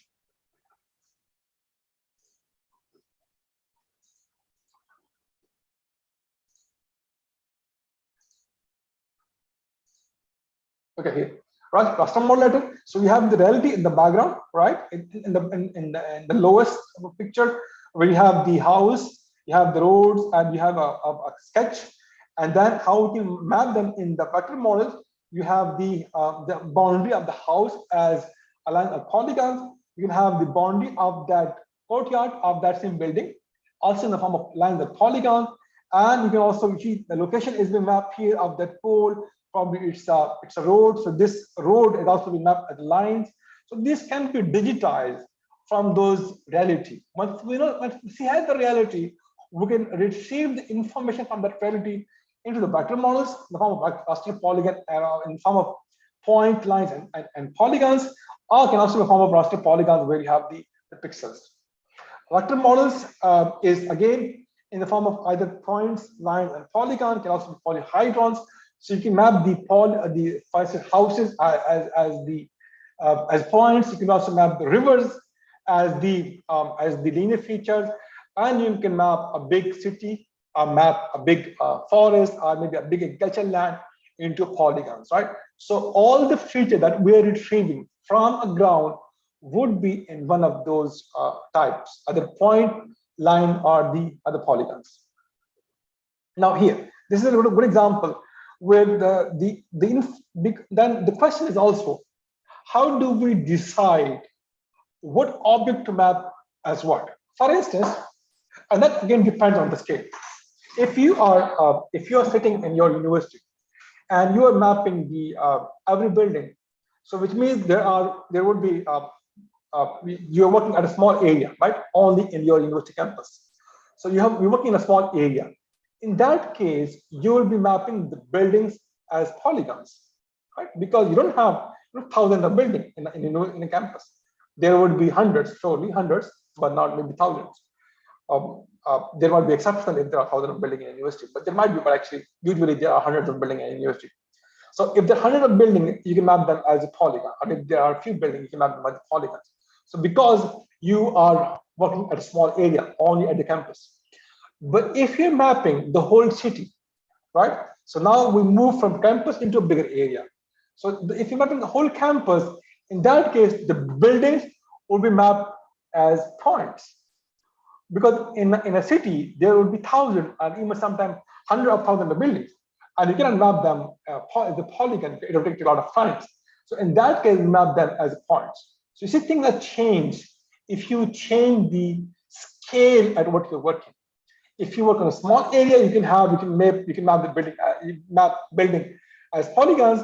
But if you go to a bigger area, you can map them as a point, right? So things are changed if you work on different scales.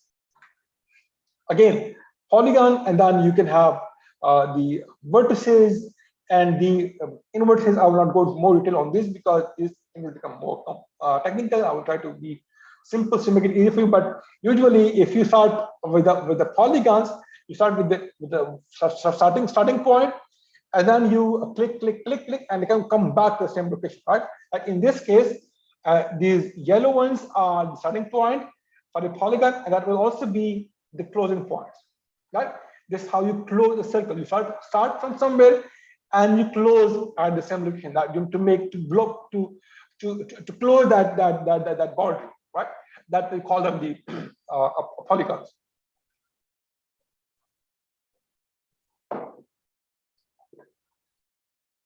Well, in the lines, you start at something and you close at another point, at another location. Now, vector models, and there are different topology. Topology is also critical sometimes. If you work with a huge database, topological correction are important because that will help you to do analysis very easily. Because if there are topological error in your data, you should expect also error in analysis. And that's why it's important to rectify those issues before actually move to the analysis. And then it's a branch of mathematics where you look at the spatial relationship between the surrounding features. Like if they are polygons or they're points, you look how they are spatially correlated. And then we have these multiple correlations. If you see the correlation of different data sets, like if you want to see how many hospitals are located in a specific town, right? So you wanted to know, tell me like how you wanted to highlight all the schools which are located in your county or in your district or in your what we call them union council in Pakistan level, right? So those are like some things located inside something, because that case there is a spatial relationship. Like this hospital or that school is located in a specific town, in a specific city, right? That is our location. That is our relationship between the thing. Like secondly, also is like which city is connected with the city. Like what are the neighboring city here? Neighboring means like what are the cities which are sharing the boundaries, which have same boundaries, right? So that is again a spatial relationship.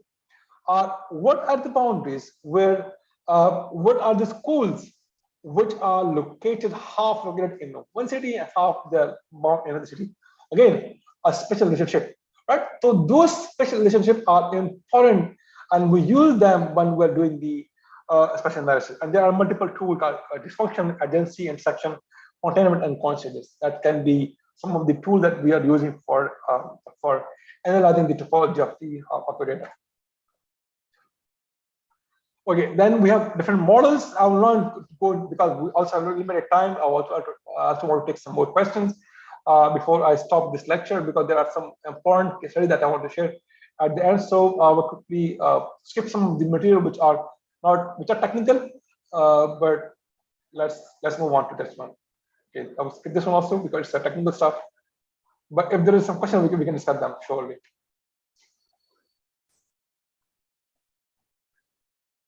I will skip these models which are quite okay here. Then I will stop here. Then. And raster models where you have actually pixels, you can have the information either in the form of names like A, B, C. In this case, A, B, C means are the name. Like A means agricultural land, B means the forest, F means forest land in this case, H means the highways, and U means the developed, and R means the river. So these pixels have the names, which actually in this case labels, and the labels have the names. And then we can also have the values, what we call them the continuous representation. Like values means which shows some information. For instance, you have a topography map, and topography map shows us the elevation. Elevation means data from the height from the sea level. Like what is the height of every pixel from the sea level? That is the what we call the location of that, the elevation of that pixel, right? And the elevation is changing sometimes, not sometimes. They are changing at every pixel. If there is change also in the topography, like if you have flat area, complete flat area, the value will surely remain the same because it doesn't change the topography. But if you see the topography is changing, there are mountains, there are steep slopes, surely the values of the data will also change, right? So in that case, the data will be numbers.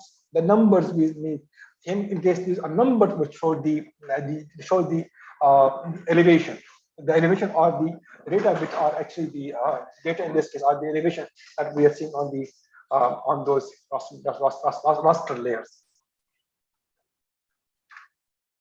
Here, the raster layers can also be size of the pixels, types, bits, and number of bands. You also have multiple bands.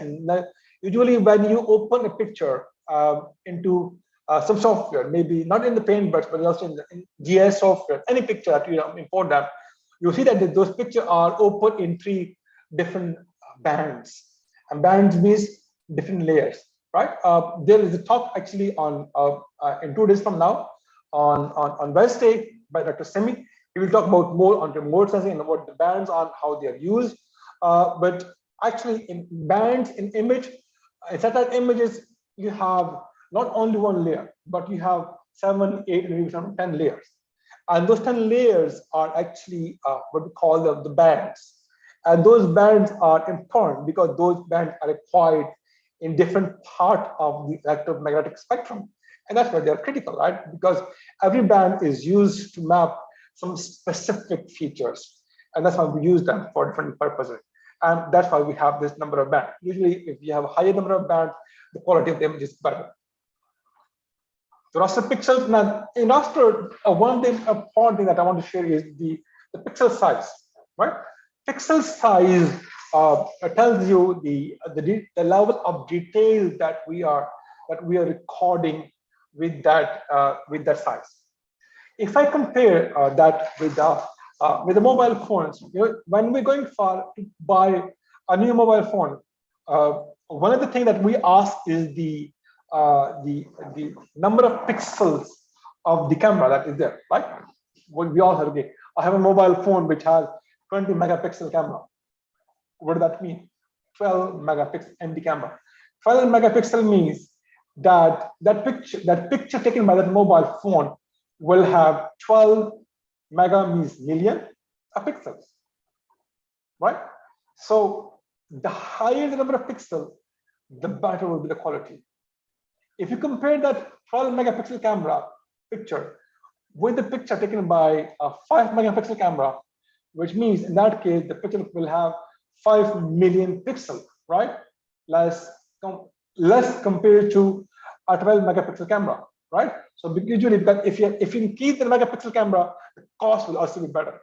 The cost will be better, so the quality will also be better, right? This is how if you have a small pixel size, the picture quality would be better.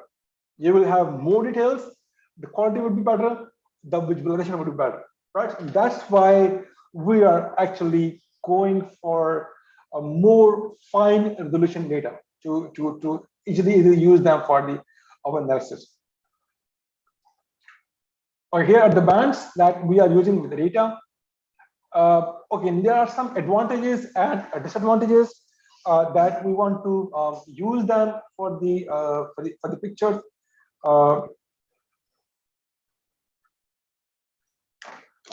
And then we have the advantages with the raster formats and vector formats.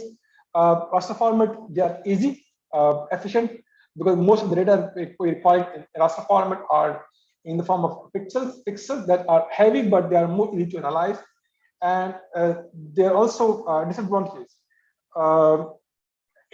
It's heavy because the images are pretty heavy. Sometimes they are 5-4 GBs, so you're playing with heavy data that are being used here. There are often errors in parameters and error in shapes, which are sometimes risky. So there are a list of errors and plus of those both data set that shall be mentioned here. Now, I'm going to I'm giving you two examples that will make it easy for you to understand the applications, how we make with help of GIS. Okay, let's maybe have 5 minutes of Q&A session to refresh you before I move to these important case studies. Haris, can we manage them, please?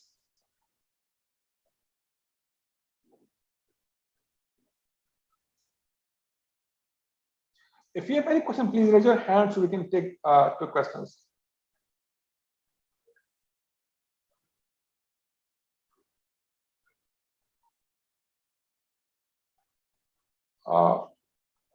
Haris, are you with us? Yes, sir. I'm here. I would request the participants to raise hand if you have any questions. Before we start off with the question and answer session, I would request all the participants to check the chat. We have put the tutorial as Professor Shafiq was talking about in the chat. And a friend of ours also have shared with us a free link for the software. It is a 21 days trial, so you can also download using that link. So I would request all the participants to see the chat.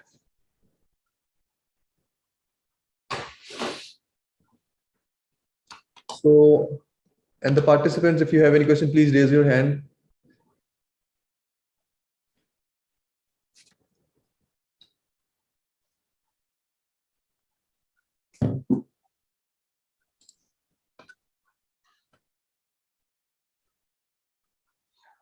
There's a question, can we use QGIS?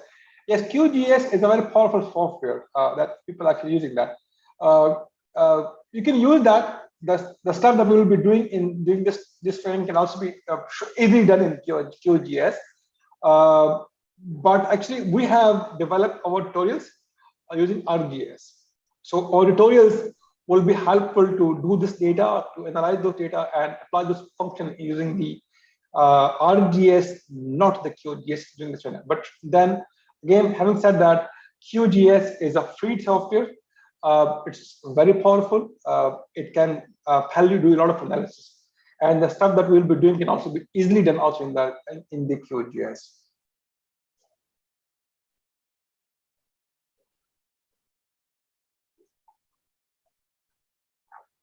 Okay, I think there are no more questions that we can move with the case studies before we start with the tutorials. So here is the first case study that I want to share. An easy one. For instance, you want to build a road between 2 cities, right? So you have 2 cities, and you are being assigned to propose a route that from where that road should go, right?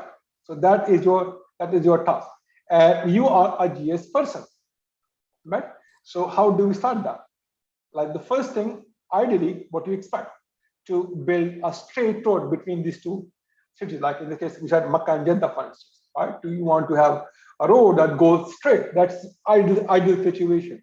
Like you flying an aeroplane, you just fly straight. You don't go, you don't care there. Just straight flight. That is ideal situation. but that's not practical because the earth is not that flat between two cities often. So because there might be a river in the middle, right? So if there is a river in the middle, what you need to do is actually you need to build bridges, right? To build bridges on that road.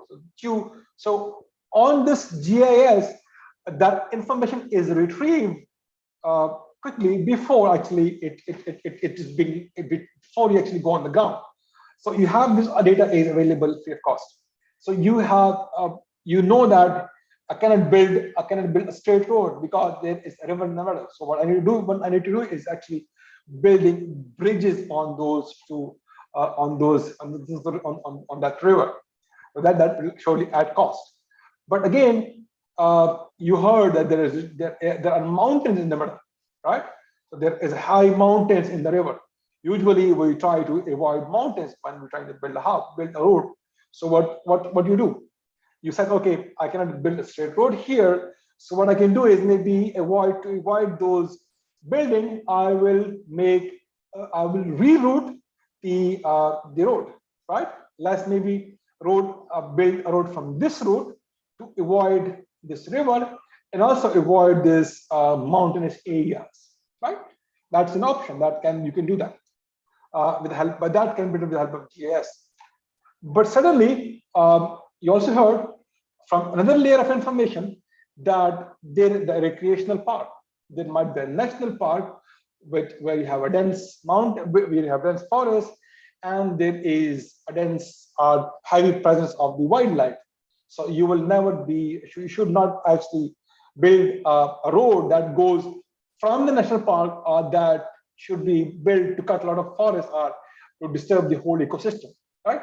So what you do then, you might be, and also there is a marshy land, right? There's a swampy areas, and you will never build a road that goes on a swampy area. So what do you do next? The next is you change the route again, right? So the first one is not an option. Second one is not an option because there is problems in that route. This might be an option, right? How about this one? Where I go straight from here, and then I will avoid the mountain, and I will build the bridges here, and I will follow this valley in the middle, and then I will go to the city, right? A third route that I may be used. In that case, I will avoid this park and also avoid this swampy areas, right? So this can be maybe an option. But suddenly, I heard that this land is owned by some landlord, and he doesn't allow to build a road through his land, right? So you turn into another problem now. So this option is also failed, right? So what do you do next? Maybe you avoid that land, right? So you are actually sitting on your table now, and you have this data from GIS, and you are proposing a route without going into the field, without spending any money. You just sit in your office, and with the help of GIS, you're planning to propose an optimal route for road between these two cities. So see, here is the use of GIS, right? But suddenly, this can also be another option, right? That can be done with the help of GIS. But how do we do that actually in GIS? This is what I'm just showing you in the map. But how do we practically how to start with? So first thing to it is, as I said, in GIS component, you have to have input data. You have to have built a database, right? But this kind of, if you want to build a road, but you need to have a series of data, right? And what kind of data that you need for building that road? Topography, first thing. You want to see where the flat area are, where the steep areas are, and where something allocated. Topography, elevation models, right? There are slopes. You never want to build a road on a very steep area because you cannot sustain it there, right? So you want to build it on a flatter area, on a less steep areas. Soil, right? So you need to have a soil map. You want to build a house on an area which has a stable soil, and then you have a land use, which is also a barren land use or a stable land use.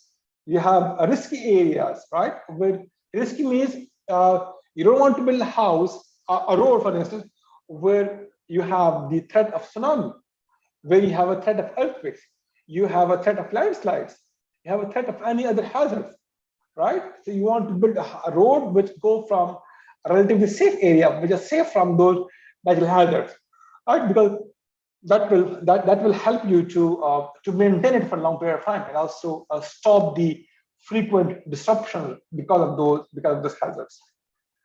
National parks, you don't want to build a house, roads that goes into the forest and actually disturb the whole ecosystem, right? So you need to have all these layers of data that can be used to propose a route that route to build a road between two cities. Again, cadastro means the ownership of the land, like which person owns the land. Because if you want to propose a route that goes through some specific person's land, you have to pay some money because you're using his land for building that road. So you have to pay him some cost. And for that purpose, you need to have the data from the land parcel data.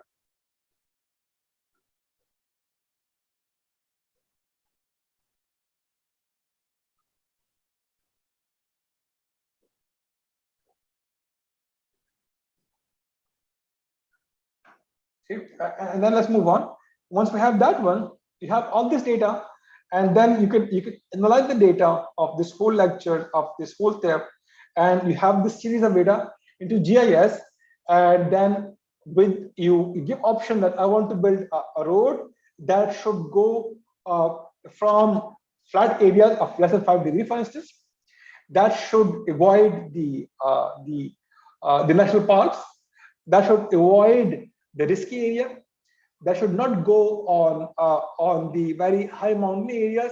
So you build a criteria, you build a formula that propose me the route in that area which fulfill this criteria, that the road that should not go to forest, should not go through steep area, should not go to risk area, should not actually go to the fertile soil or actually some soil which are not stable, right? So you build a criteria and you ask GIS that help me to propose those routes. So GIS do the analysis automatically and it gives you alternate. Here alternate 1, alternate 2, and alternate 3. These are the 3 options that is coming from GIS which fulfill your criteria now, right?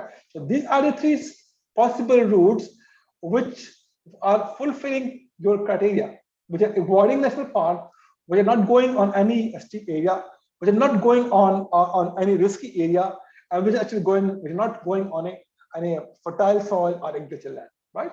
So these are 3 options that come from GIS, and then it's the job of the policymaker to decide which option they wanted to choose, like which alternate they like and where they want to build the roads, right? So this is how GIS can help you to do the policy making and do the development for building new schools, building new hospital, or building a new roads. That's one. Second case study that I want to share is how GIS will analyze the data. Right, we have the series of data that's coming into a databases. How do we analyze the data? Now, here is the task that you want to build. We all are part of a cities, right? And every city has a site where they want to dump their solid waste, right? So let's imagine we got a product from our government that propose a site where you can dump the solid waste coming from the whole town, right? In that case, what should we do, right? And then we got some criteria actually. We got some guidelines from the government. Now, what are the guidelines? Here are the guidelines. The selected site should be located within 20 kilometers distance from the city center, which means it should not be very close to city center. It should be 20 kilometers away from the city center. So you don't get the bad smell, you don't get the germs, you don't get the impacts of those solid waste on the water or soil that should not affect the city center, right? And it should be but further away, 300 meters from any existing building, right? So it should be away 20 kilometers from city center, plus It should also be away 300 meters from any building in that town. That's criteria number one. Criteria number two, the site should be located on a clay-rich soil. So you avoid the percolation or the discharge of the material from the solid waste site into the groundwater, right? Because clay soil, it actually doesn't support the lot of filtration, right? So that's why what you prefer is the clay-rich soil. So you want to select a site where you have the clay-rich soil. The maximum thickness of 5 meters. So you don't pollute the groundwater based on that material lying on this material on this solid disposal site. Plus, moreover, it should have clay content of 50%. Third, the site should be 202 hectares, right? So the minimum area covered by that site should be at least 2 hectares. Okay, that's minimum area you need to dump all solid waste from your town. Now, examples, right? Selection. How do we do that now? And fourth criteria should be have an area but do not have important economic or ecological value. It should not be a national park. It should not be it should not be any economic. There should not be any mineral zones. It should not have economic impact, some factory or some other economic values. So it should be a barren area with minimum effects.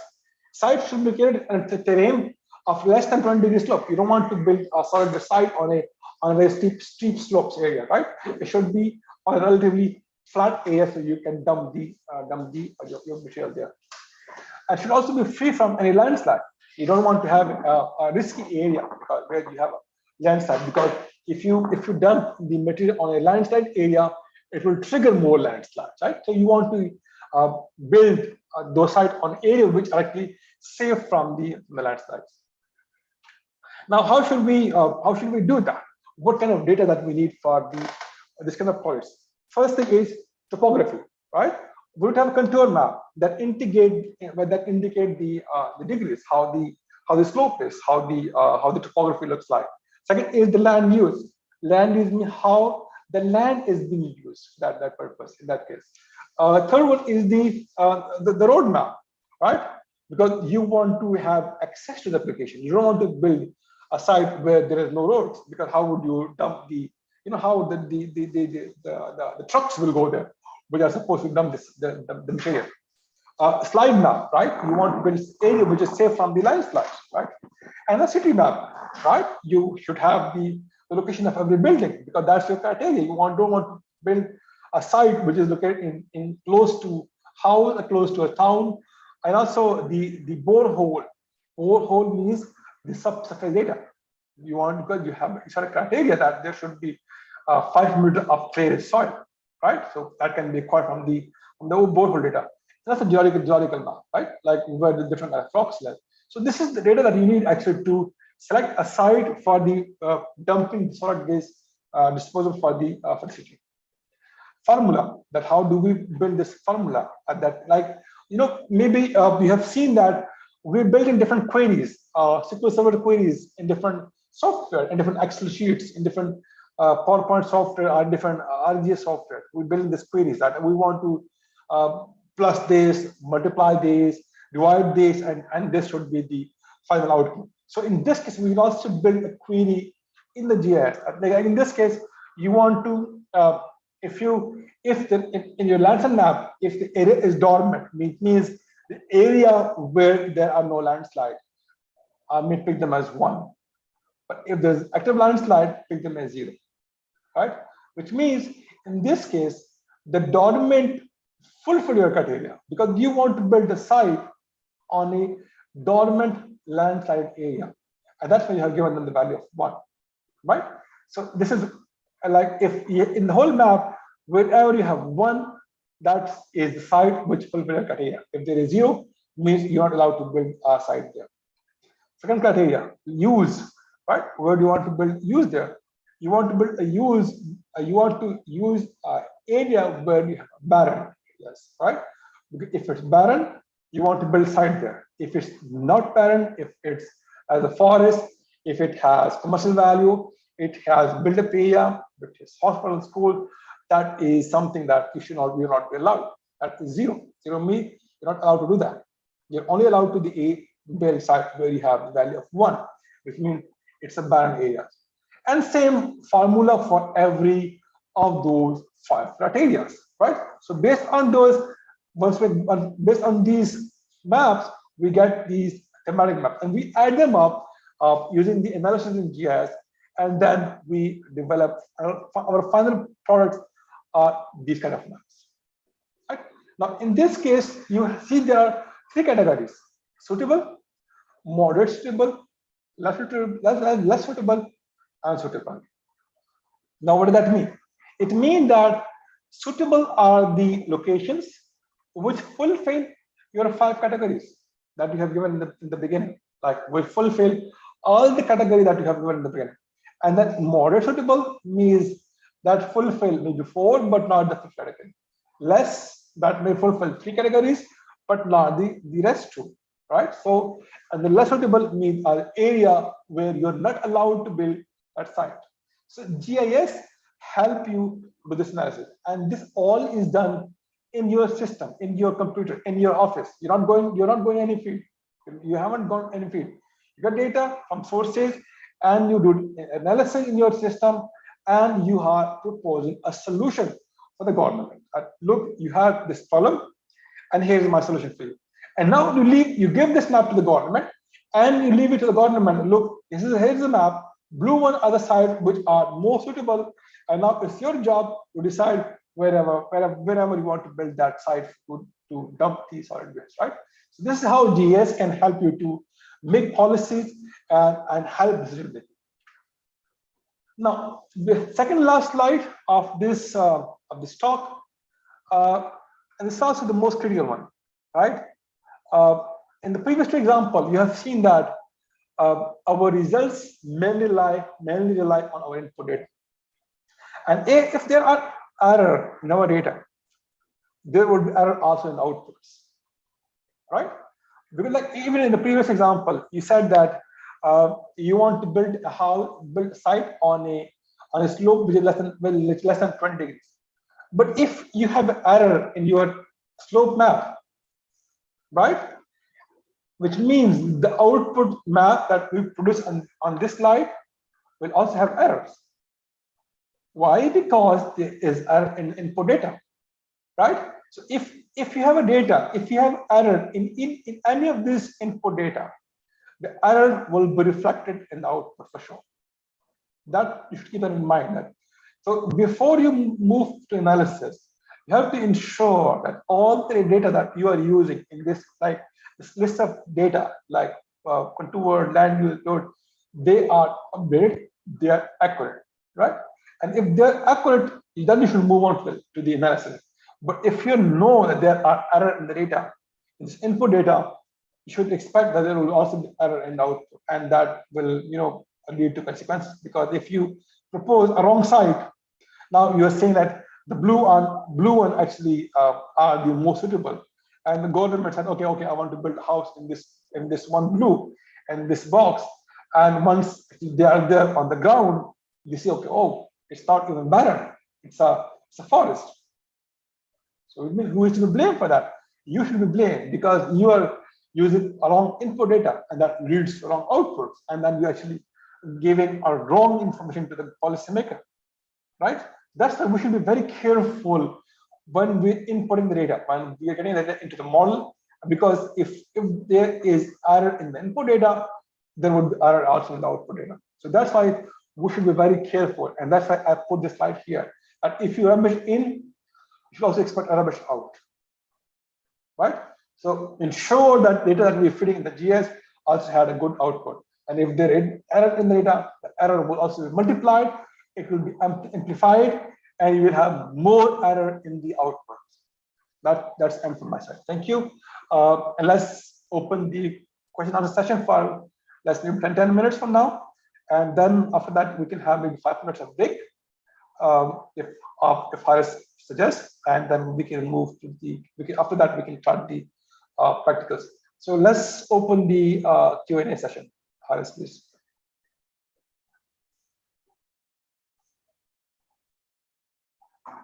Over to you, Haris.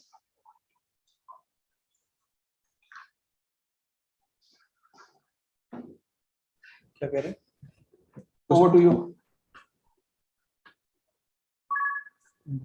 Do we have any questions from the participants?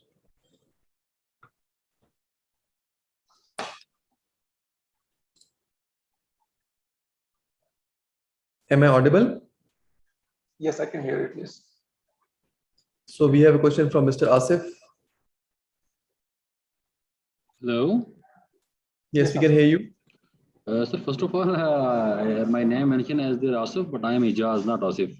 That's why misconception was there that you are calling Asif, and I thought that was my name. So, sir, this question is that can we calculate the exact values, like if you need something length of the road? So from length of the road, can we calculate the exact values like let's say the amount of cement and the other thing, the stone? How much masonry can we calculate over there from the length of by analyzing the length of the road or anything which is being constructed or which is being modelized through GIS?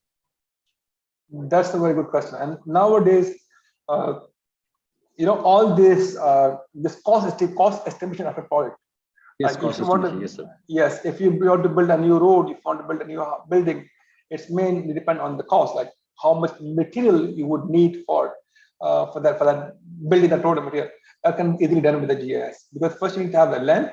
If you have the length, you need to have the width of the road. The weight. You also know the route through which it will go, because if you build a road through the steep area, the cost will be surely higher because you have to do some slope stabilization. If the road goes to a flat area, the cost will be different. If you want to build a road that goes through the forest area, you have to cut the forest, the cost will again be different.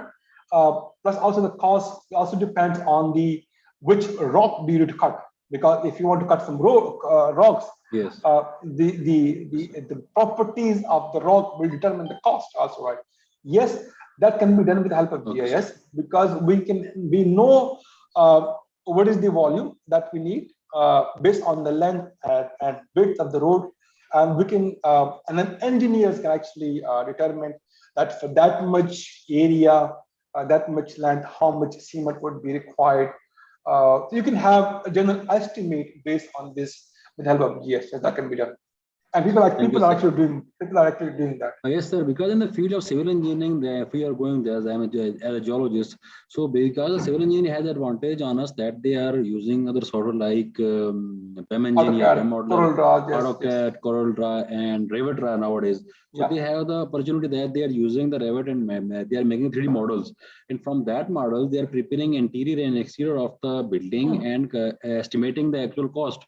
So as a geologist, can we use GIS as a replacement of Revit, or it has the options to work as also in the place of Revit? Well, it's not a replacement, because those are specialized software for engineers. Okay. They have their own. They have their own capabilities, because they are made for that purpose.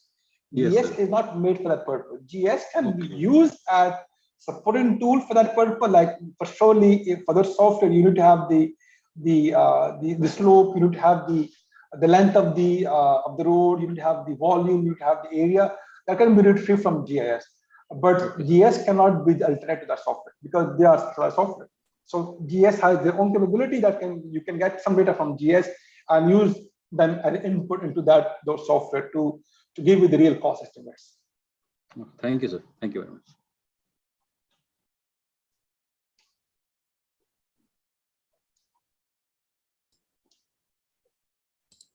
Mr. Abrar, you can ask your question.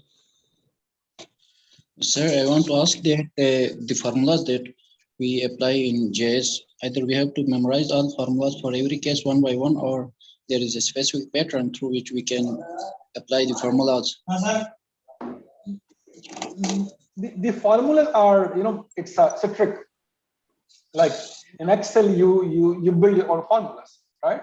You want to plus something, you want to minus that with something, and then you add them up, and then you multiply with something else, and this is how you build your formulas. Similarly, also in our GIS or in different software of GIS, we build these queries. Like I gave an example in the previous, if I go back to the slide here, I made this query, for instance. Like I have landslide map that's called L slide slit. And I said that if the landslide, because the landslide map has these attributes, there are dormant landslide area and there are non-dormant, there are active landslide area, right? In that landslide map.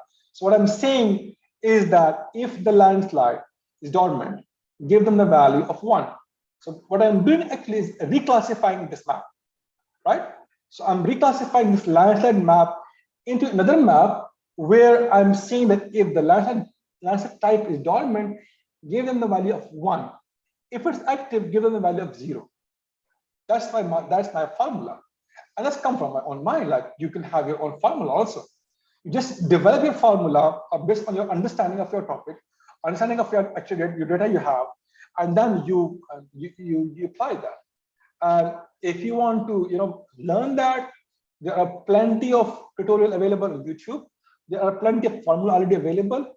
You can reclassify those maps, and then you can run the model. And if you are a computer scientist, you can also build your own queries. We call them SQL Server queries, and you can run them, and then you can apply them. You don't need to memorize them. You just need to understand the trick, how things work, and how do I link one parameter with another parameter.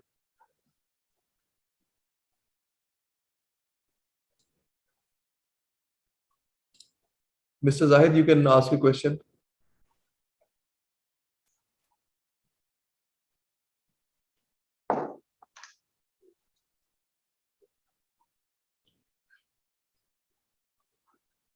Mr. Zahid, can you hear us? Hello, hello. Are you hearing me? Hello. Yes, we. Yes.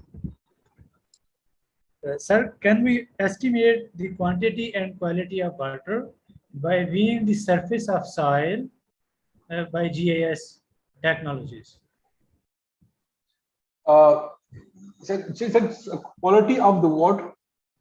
Yes, quantity of water in the soil up to depth, up to 1 meter depth, up to 2 meter depth. The content of water. The content of water is in the soil, as well as the quality in deep, as we can say that 300 feet down or 200 feet down.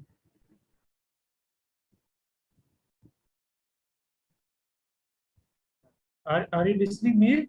Are you listening?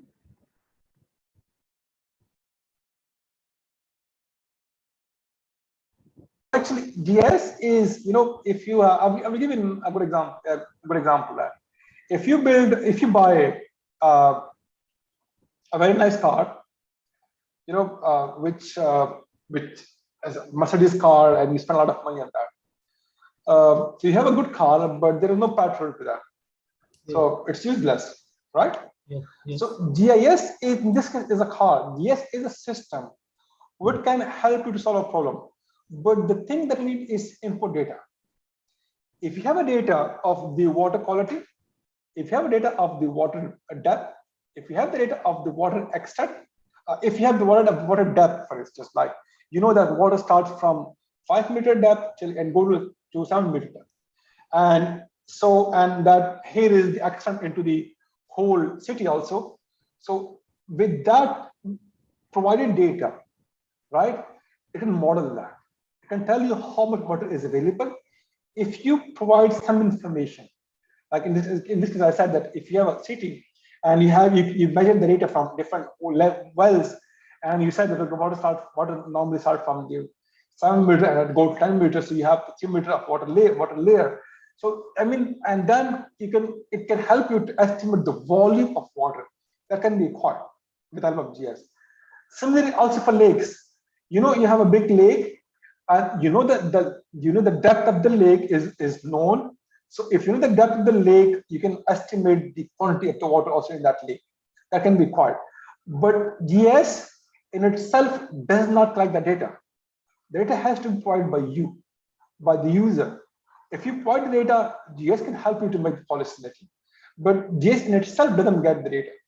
So it all depends what is the accuracy of your data that you're pointing into the GIS. If the data is accurate, you will have the more realistic results. Surely, yes, you can map the water quality. You can model the water quality. You can model the groundwater levels. You can model the estimates. You can monitor the groundwater level, how much groundwater level has been changing over a period of time, and how much is also the volume of water. That can be required. But again, it depends on the input data. If your input data that you are feeding into the GIS is accurate, you have the accurate outputs.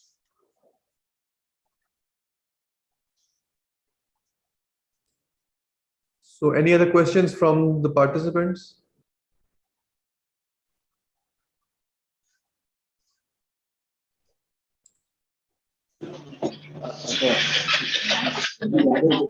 Assalamu alaikum. Okay, my question is, you have talked about using GIS to analyze data, and you say that when you use the formulas, you can allocate where it is suitable to carry out an activity, for example, contour, land use, and so on. Now, what if GIS gives me a suitable place, but that place is not convenient for me as a person? What do I do? I just ignore carrying out that activity, or what? What do I do? Good example. And I think you have this slide with you in the front also. You know, there are plenty of options that you got from GIS, right? I think you have this plenty of options, and now it's your job to decide which option suits you. It's not the job of GIS. GIS will give you multiple options that suits your criteria, that fulfill your conditions. So when conditions are fulfilled, it's your job to decide the route. If you said, okay, I'm not interested in route option number 1, you can go to option number 2. Said now you don't like option number 2, you go to option number 3, right? So it's your choice. Which option do you want to choose? But if GIS gives you an option, which means all those options fulfill your criteria. That's why we call it the decision support system. It's not decision-making system. It doesn't decide for you, but it helps you to decide. It helps you to make decisions. All right, thank you. Thank you. Any other questions from the participants?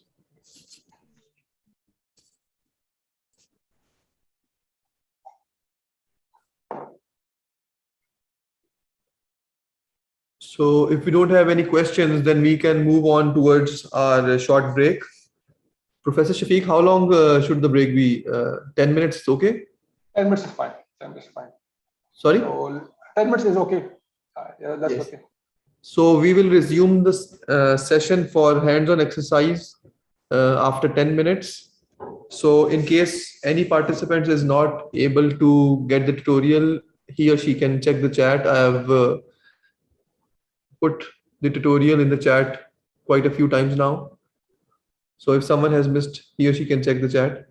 And we'll resume the session with hands-on training after 10 minutes.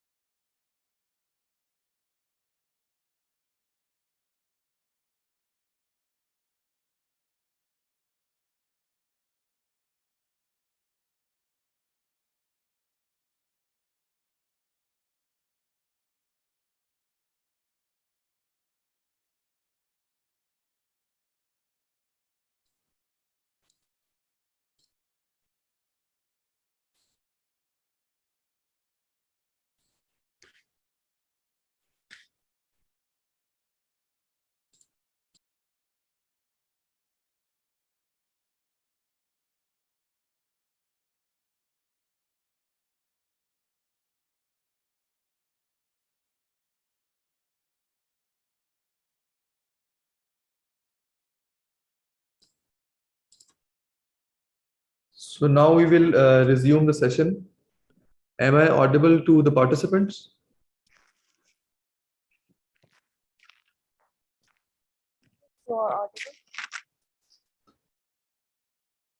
So now for the hands-on practical session, Ms. Benazir will take over as a resource person.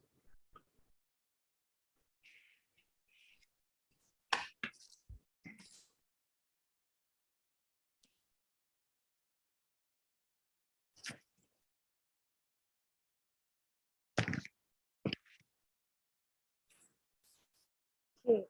Hello everyone, Assalamu alaikum and good afternoon.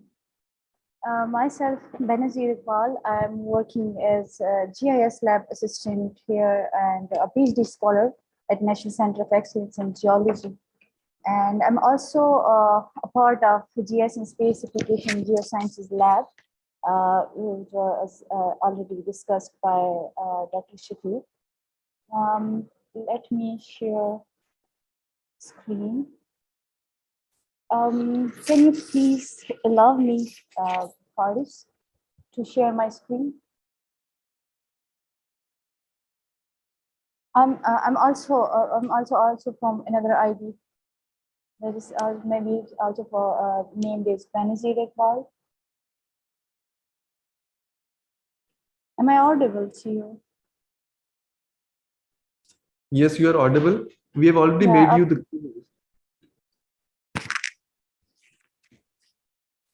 You can share your screen. No, I'm here from two IDs. That is, you can view. You can check your participants lobby. That I'm also there. So that is my another ID from where I have signed into the meeting. Please allow me to share the screen there. Yes, we made the other one as well. Okay, okay, thank you, thank you.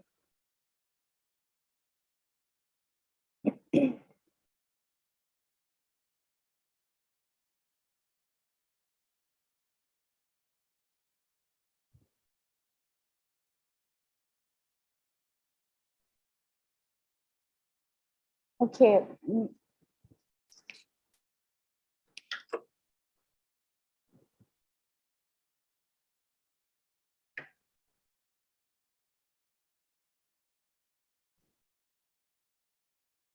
So my screen are visible, I think, right? Yes, it's visible. Okay, okay, thank you, thank you. So we learned and also we hear a lot about the GIS and about its softwares. A lot of softwares are there, and we also learned or heard about the ArcGIS desktop. So this is the main software, and the ArcGIS desktop founder was Jack Dengabon Lara. And this is what actually it stands for. It stands for Aeronautical Reconnaissance Storage Geographic Information System. So this software comes in different incarnations from the standard desktop to standard desktop package to some completely web-based package, because we have also online WebGIS hub that can take or that can work all online. Also, we can access this online WebGIS through our ArcGIS desktop software as well. That is, we have some gallery of base maps over there, and I will show you in the, while we are discussing the ArcGIS interface. So what is actually, when you install your ArcGIS desktop and your computer, maybe some of the participants have also this ArcGIS desktop. So you will get 4 parts of ArcGIS desktop, that is ArcMap, ArcCatalog, ArcScene, and ArcGlobe. So ArcMap is actually a piece of software where we will spend a lot of time making the maps and managing the data and managing the geoprocessing tools and geodatabases over here. So ArcMap is usually the application of ArcGIS desktop, which is used for managing and provide tools for managing the ArcGIS GIS data sets. So it also have the ability to automate certain workflows, to create some maps and to organize and to work with some geodatabases, right? Another thing is our catalog. Sorry, our catalog. Our catalog is like if you are a window user, so you can say that our catalog is just a window explorer to you guys, right? It provides a tree view that where your data is there, where you have a connecting folders over here, and you can manage your all GIS files or GIS databases over this tree view window of this our catalog. So it's just like a window explorer where we can explore a window and we have all other positions of our systems. Another important part is ArcScene. ArcScene is a piece of software or a part of a ArcGIS desktop, which is used is through which we can view a 3D animation, which we can create 3D animations, and we can view our GIS data sets over here in 3D form and 3D presentation. We can present our data or 3D or beautiful. We can make beautiful 3D maps over here. And another thing is another part is our globe, and which is the fourth and last part of this ArcGIS desktop software. When you install it in your computer, all these four parts are available over there. There's our globe is a piece of software that in which we can manage both 2D and 3D maps over here, and we can create a 3D animations, and we can map 3D maps for our data sets. So let's talk about the ArcMap. So, and we will have two parts of the presentation, or this practical. First part we will introduce. I will introduce some ArcMap interface, how it works, and what software looks like and how it works, right? Another part, the second part, we will do some work with the vector data, right? That is georeferencing. Dr. Shafiq also discussed a lot about the georeferencing, why we need georeferencing. And there is two types of georeferencing. One is absolute georeferencing, and another one is relative georeferencing. Which we also call the relative georeferencing, also called the MH2 georeferencing. Another thing is geodatabases and feature class and feature data sets. We will discuss it. That will be the second part. And digitization, and this point, line, polygon. We will create the point. In Dr. Shafiq's lecture, we learned a lot about these are the point data, these are the line data, and these are polygons or something like that. So we will now practice how to create these point, line, and polygons, right? Another thing is buffering.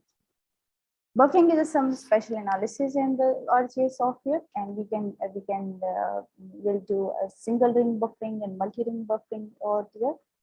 Another thing is creating new shapefile and clipping and then map out. All these are contents, and a lot of other things we can also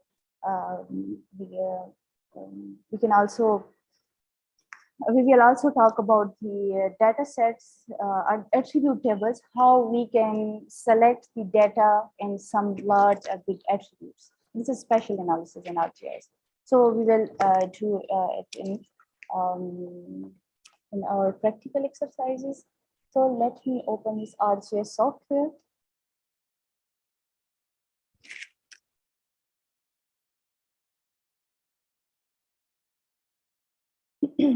If someone has a question, please raise your hand, and it's just a discussion type of class, not that strict to just I'm talking about the software, the interface, and these things.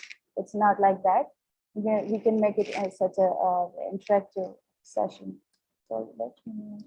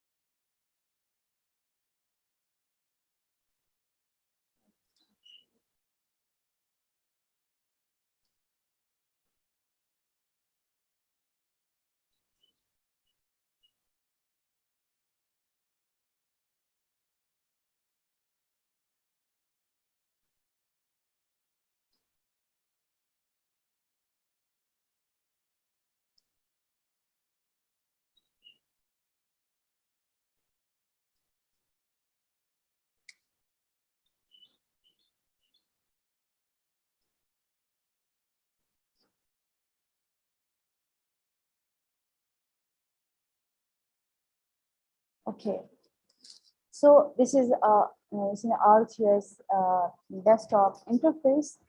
This is a Esri software, and we can see two toolbars over here.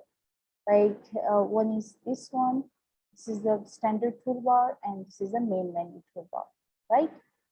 You can click it over here. So in every softwares, all of the Esri software contain both of the toolbars, main menu toolbar and standard toolbar, right?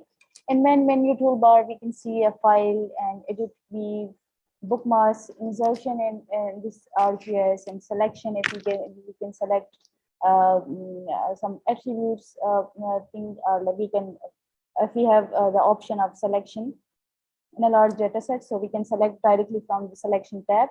This is geoprocessing tools and customized windows are here. And gets the help about the ArcGIS software. So another one is standard toolbar, which has some standard standard tools. Like we have a new org map here. We can open another another document over here. We can save our project. We can print our maps over here. We can, if these will be editable, or we can use it functional when we are using some data here, right? These are some data. Okay, another thing is these all are like I have also already used this software. So let me show that we can add other things, other toolbars to this main menu or standard toolbar as well. How we can right click over here.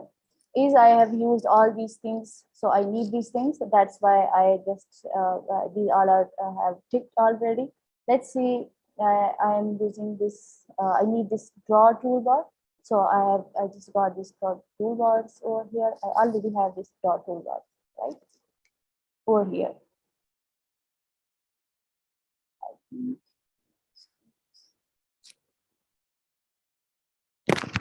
Am I audible? And my screen is shared.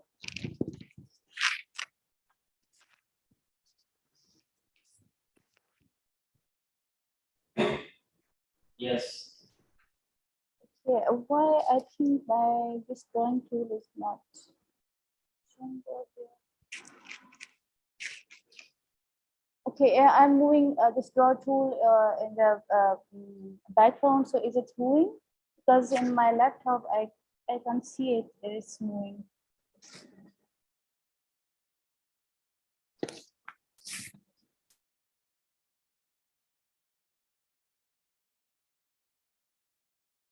Is this moving, or is any movement are showing in this arc map interface?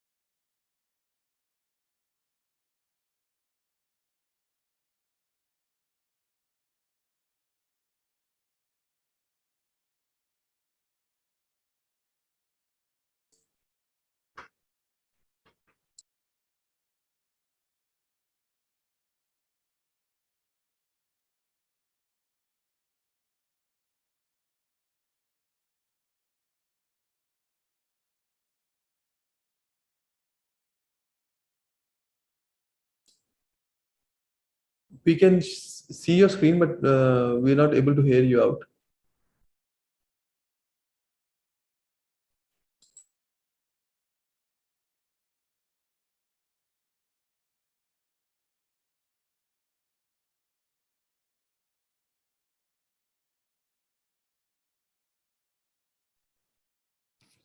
I think I'm audible now, right? Yes, we can hear you now. I got some internet issue, sorry. So what I was telling you about that we can customize this toolbar and this ArcGIS software. So is this a course for beginners? So that's why I'm just giving time to the toolbars and all these things to, in order to familiar you guys with how to work in how to use different toolbars and to make the final map out. So because while making map we need a lot of tools and we need a lot of commands over here.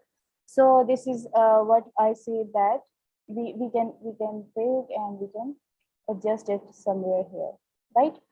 You're free where you want to put your tools or where you want to fix it, but must sure that it's not covering your screen and not disturbing your analysis, right? So another thing important part of the interface is the table of content, right? This is a table of content over here. The table of contents actually it tells you about the map layers, right? And this table of content, if we add something to the ArcGIS software from the button, this is the add button, right? So add data. So where add data button, so what we add to the software, we can see here in the table of content. And the order of the layers in this table of contents show what it actually tells us about that how much how the layer, the order of layers show that which layer is drawn first or which layer should be above the other layer. If you want to move, let's say if we have one layer of polygons and one layer of point. So if we have point layer below the polygon layer, so we will not be able to see the points or the polygon, because polygon will cover all the points. So we can drag these layers, we can assemble these layers according to our need, according to our requirement over the table of contents. So that it also shows a preview of all of the map layers. Right. Another important thing is, as I already told you about the our catalog. So from here we can see our catalog. This is also a separate part of our ArcGIS desktop, and also we can access this our catalog from the software as well. Right, and if we click over here. Okay. So this is our catalog provide a tree view. As I said that it provides a tree view to the to us in order to find our data, in order to see, or in order to connect our folders from where we want our data to be into the software. Right. So our catalog, we can connect the folder from there. We can also connect the folder to the software also, and from a data button we can also connect these folders. Like let's say if we have click on this add data buttons, we can also have this connect folder option, which is also appearing in the our catalog. Right.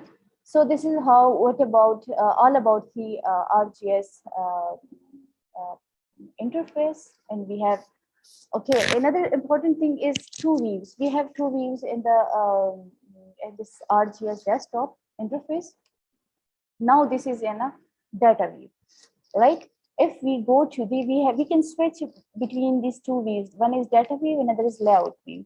In data view, we can process our data, we can create our data, and we can manage all of our data sets here in data view tab.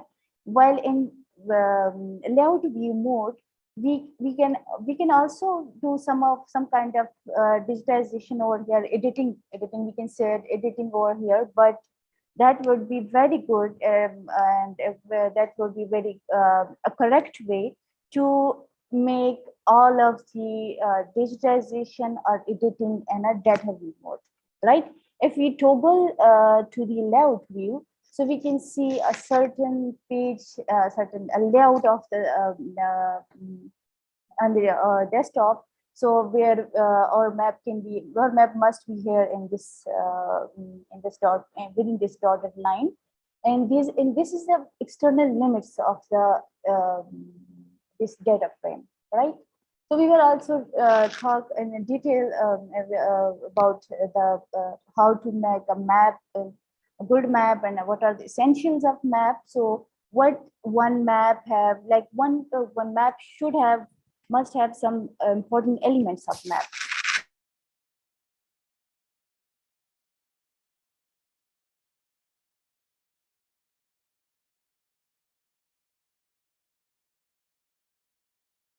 So let's start with our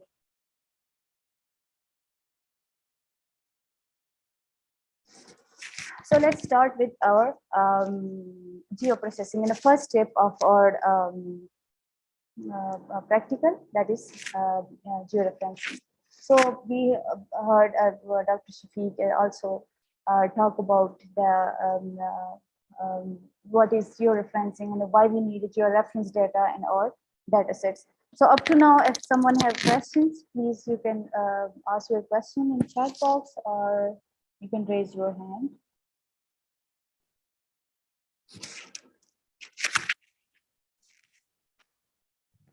Okay, sorry.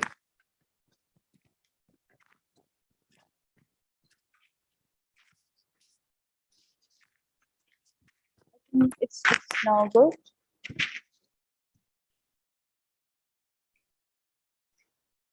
Okay, so I think we don't have any question without the suggestion of mic adjustment. So now we will start our tutorial from georeferencing the data, how we will georeference in image. So why we need, what is georeferencing? Dr. Shafiq tells a lot about the georeferencing and why we need georeference data. If we don't have any georeference data, so it means we cannot locate our image. It's just like an image, and we cannot locate our image in the real world location. So we need and georeferencing to coordinate these, to match the coordinates of this image or any aerial photograph or any satellite imagery in order to view it in a sorry, and in a real world location, right? So now we can start from here. Yes, from here I can connect to the folder where I have these images for georeferencing.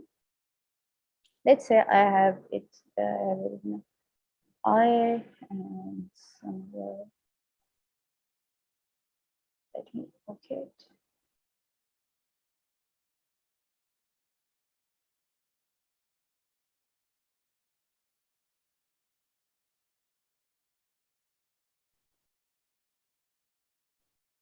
Okay, so that was a folder named tutorial data for georeferencing. So the data we gave to all of you is contain two maps, right? Not a maps only, sorry, images. That is, one is CAPI, and both are in JPG format. Both one is CAPI and one is CAPI on GeoRef. So we have two types of images. First, we will add the CAPI image, right? Add. So this is the dialog box which opens when we open the image which is not a georeferenced, where which do not contain any in a proper projection, any proper coordinate system. So that will be the dialog box which will show you that unknown special reference, that your image is not correct and it will not overlay or the real world location. So we have to okay it. Now this is just an image which have no coordinate system and no it do not show or do not represent where it will be lie in a real world coordinates, right? So for georeferencing, if let's say if you guys do not have georeferencing toolbar here, so let me show you that. Let's say, okay, so right click on this main menu toolbar, right, and click on georeferencing. When you click on georeferencing, georeferencing toolbar will be appear here, right? So here in the georeferencing toolbar, we can see that there is some kind of box which shows that the name of this that image which we inserted in the ArcGIS desktop. So what it shows, if we have a lot of images, let's say we have 12 to 13 images over here, and we are supposed to be to georeference an image about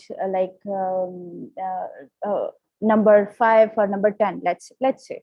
So we also the name of these images or these layers which we add to the arc map are showing in the this table of content in a form of layers. So we can read the name over here, and we can select the respective image or the desired image which you want to georef. Let me show you this. Like if I add another image as well, it gives this dialog box because we don't have any special reference of this image, right? This is another image, but in the georeferencing tab we only have a georeference image. Sorry, we have both KP and KP ungeoref image, right? So if we want to georef this KP image, right? So we will select this one, and let's remove this one. So you have to select this and this tab, right? And you have, let's start georeferencing. So while starting georeferencing, we will take a control, we will add control points.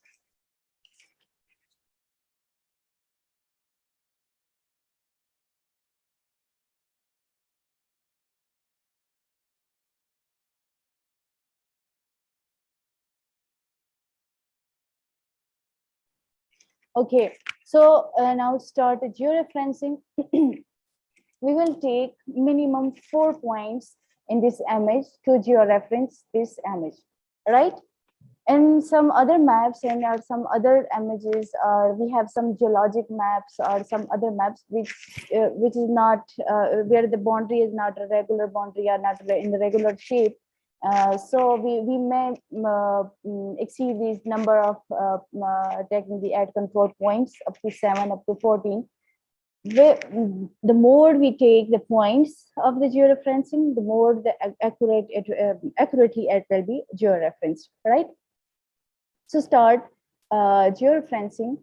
We will have a tool in this toolbar, that is zoom in. If we click it, it is a zoom out, and this is a pan, this is a full extent.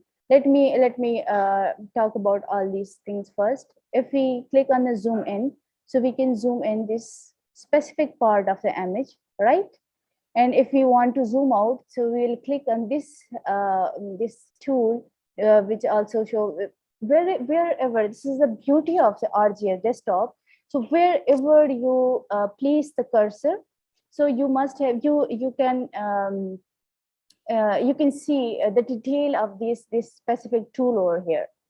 Right, like if I click, it didn't click yet, but if I place this cursor or the pan, so or this hand, so it will show the name first, the pan, the map dragging, so we can use it for dragging map layers within some data frames or something like that, right? So this is a pan. If we can if we want to move this image over here and there, so we can move it or by using this band. If you want to full extent, so we don't need any that much zoom part of the image, so we made it.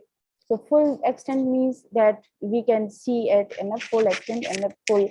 All of these things are like like the map are just fixed to the display, right? Map or image, you can use it now, right? So let's start for georeferencing. So first we have. If someone have questions, so please, you guys can ask question. I see only a blank screen. Dr. Rathib, I think it's visible now for you.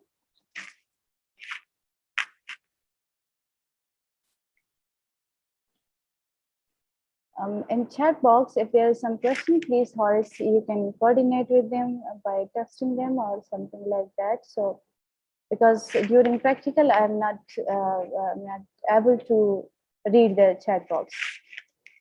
Okay, hope so. This screen is now visible to you. So now this is the add control points. By taking this add control point, so also by placing the cursor and this add control point, it will also it will show a detail of this single a control point tool. That is select control point from the source. That is source is what on your reference layer to the reference map coordinate layer to enter target coordinates manually and something like that. You can. So we are adding manually a coordinate to the to this image. So we will click here. Just place the cursor here, just single click and then right click. So after right click, we have the option of input X and Y. So it asks us to put the coordinates of the image. So on the X-axis, we will type 74, and on the Y-axis, we will like 37.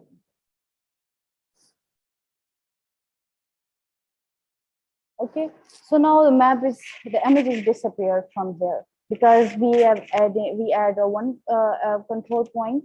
So this is, so now the we will now understand the purpose of full extent, that is how it brings back to, the map over here or the image over here. Or we can also right click over this image and zoom to layer. So zoom to layer will bring this image again to the main screen, right? This is the one add control. We add a one control point. We are now adding another control point, or let's say over here. Let's say that XY. Also 74 and 51. Yes. Okay. Now you must wondering that why I am adding 74 in the X box while we are in common sense we can see it that it's 74, it's the longitude, right? And 31 is the latitude. But why I'm adding X is 74 and 31 is Y as a Y latitude or Y longitude. So it is because let me okay, and then I will explain this. So if we can see this map, and let's zoom it a little bit. You can also zoom it by zoom in cursor and your mouse. So if we see the longitudes, these are the lines. We see it longitudes, and these are latitudes. I think all have a knowledge about the latitude and longitudes, right? So these lateral lines must be an X value, but I'm not putting the X value is a 37 and I'm putting X value as 74. That is why, because if we see the latitudes are changing their positions, or longitude. Let's say if this is a this is a longitude. So longitudes are changing their place or latitude, and latitude is changing its place or a longitude. So this is a other way around. If we talking about the latitude and longitude in a general way, so it is not that, it's not in that way. It is other way around. So the latitude will be called longitude in the geofencing, and longitude will be called as latitude. That is, we can see that latitude is changing over the longitude, and longitude is changing over this lateral line latitudes, right? So, okay, we will take another points. I just take this pen over here, and I just break it, this image. Now just click it and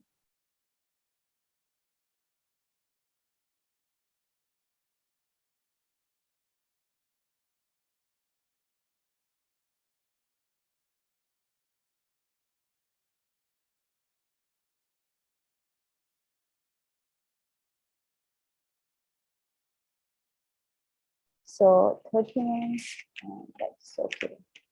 So we take 3 add control points.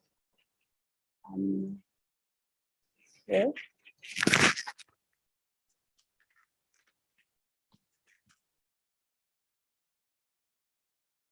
We'll take another 4th and last point on the map. That is, click on this, right click and go X5. This is 70. This is 70 and 37. Okay. So if I now zoom it to layers, so that image is not georeferenced yet, right?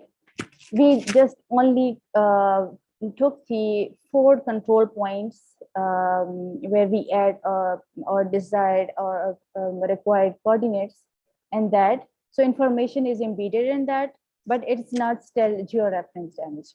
Let's talk about some of the tools in this. If you want to see that either I took the 4 points correct, or might be someone, if you are practicing here, or some might be another time if you are practicing. Sometime I just see the student, they are wondering, and they are like worried about why our map is like go upside down and what we will do now. So you can view this view link table, and whenever you just face the problem of map distortion or image distortion, you can just click over here, right? Either you can remove, either you can just uncheck this box, so to remove this control points, or you can permanently delete it, right? How you can permanently delete the any add control point? You can select it from here, and then you can click over here and you can delete, right? Let's say it's a delete option. If you want to go to the certain link you have created in this image, like we have created 4 linkages. So if you want to go to the specific control point, that how I took it or how it was, so you can click over here and you will go over there. Like I just click on this 4th one. So this 4th one was zoom in. Let me click this 3rd one and let me zoom it. So I don't know where is it third link, and where I have just select this 3rd link. But if I click in this zoom in link, so it will directly took me to the it will directly take me to that point where I just add this control point over here. So is a yellow color background, so that is not very visible over here, but we can see, I think, a little bit line, a cross line over here. That is the third one, right? So we can do, we can add and we can remove these linkages we have created over here from this link table. So right click over here, zoom to layer. Still, it is not georeferenced. How will you refer it? We will click on this georeferencing, right? We have two options over here, update georeferencing and rectify. Update georeferencing is just a thing that it will update the image where it is located in my documents. That it will never create another file for me to which contain a georeferenced image and a non-georef image. So it will just update the same image over there where we have from where we just took this image from our folder. But in rectification, the beauty of rectification is that it will rectify the map and it will create a new data set and it will create a new folder for us to just not just to harm the original image, to keep the original image is same as it was, and it will create another folder for us which will contain the georeferenced image. So let's go for update georeferencing. Now we can see that our image is georeferenced, but still it have unknown units over here. You can check over here that we have unknown unknown units, and also they are in decimals. So what we will do, first we will take this select elements option, right click in this main display of the arc map, go to the data frame properties, right?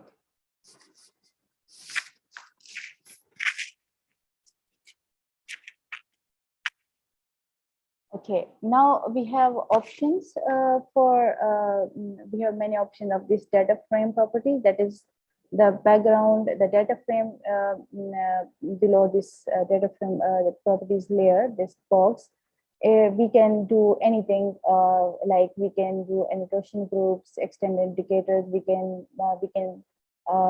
choose a better frame, or what we can also maximize the size and position, or we can also go for general. So okay, okay, so we will what we will do, we will do two things over here. We will assign a coordinate system. I think most of you guys know about the coordinate system. One is geographic coordinate system and one is projected coordinate system. But here we will assign a geographic coordinate system over here. Okay, go for world. That is WGS 1984.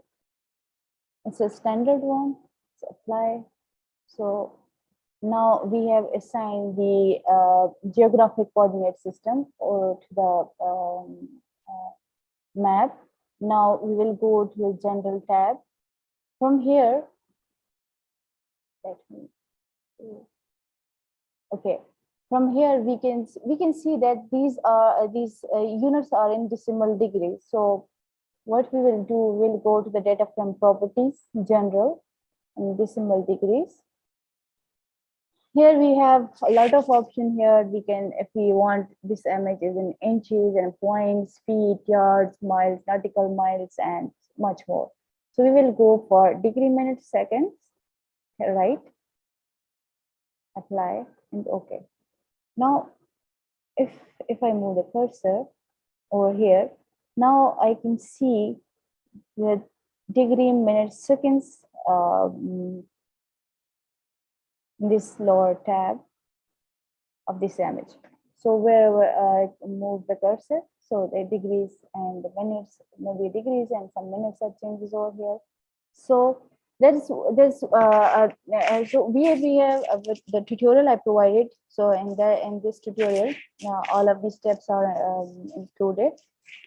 So what's the next step is, now this image is georeferenced, and that is just an absolute georeferencing, that we already have some coordinates on this image, and we just took these coordinates from the image and just put it into the box of add control point and just edit and update georeferencing.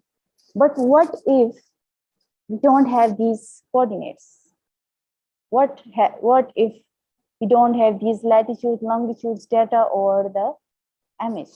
So what we will do, we will go for a relative georeferencing, or we can say image to map georeferencing. Now we can say that's in a map. Okay, it can lie on a real world location. So we will do georeferencing. This is a relative georeferencing, that is image to map georeferencing. If we don't have any coordinates over here, let me show you another image that is zoomed to layer. So this is the same province image. This is Khyber Pakhtunkhwa, one of the Pakistan's province. So this image do not have any coordinates, any grids, any lines, any information, but just only just the image. And we have, and now what we will do if we got our study area or area of interest maps like that. So we will do that image to map georeferencing, like we have now georeferenced map, this one copy, and now we have another, this one on georef map, right? What we will do, we'll take point over here, and we will connect these points, these 8 control. We will took the same 8 control points, but we will just take these control points and will create the link between the image and map. So how? Let me know if someone have a question, or raise your hand up to georeferencing if someone have a question. Raise your hand, or you can put your question in the chat box.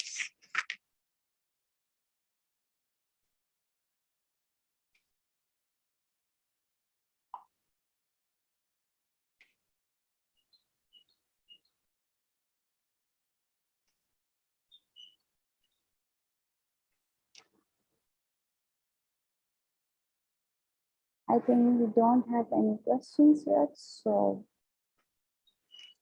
okay, let's do the image to map georeferencing.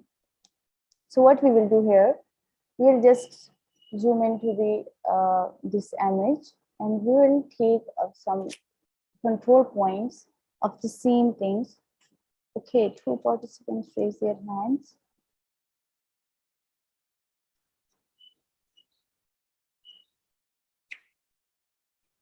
Yes, Ijaz Abasi, you can ask your question.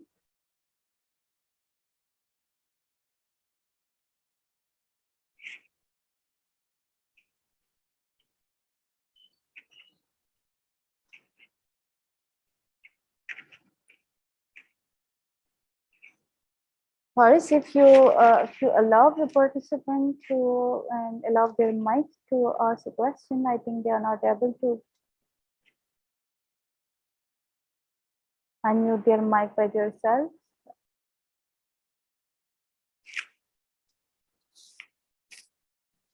Hello.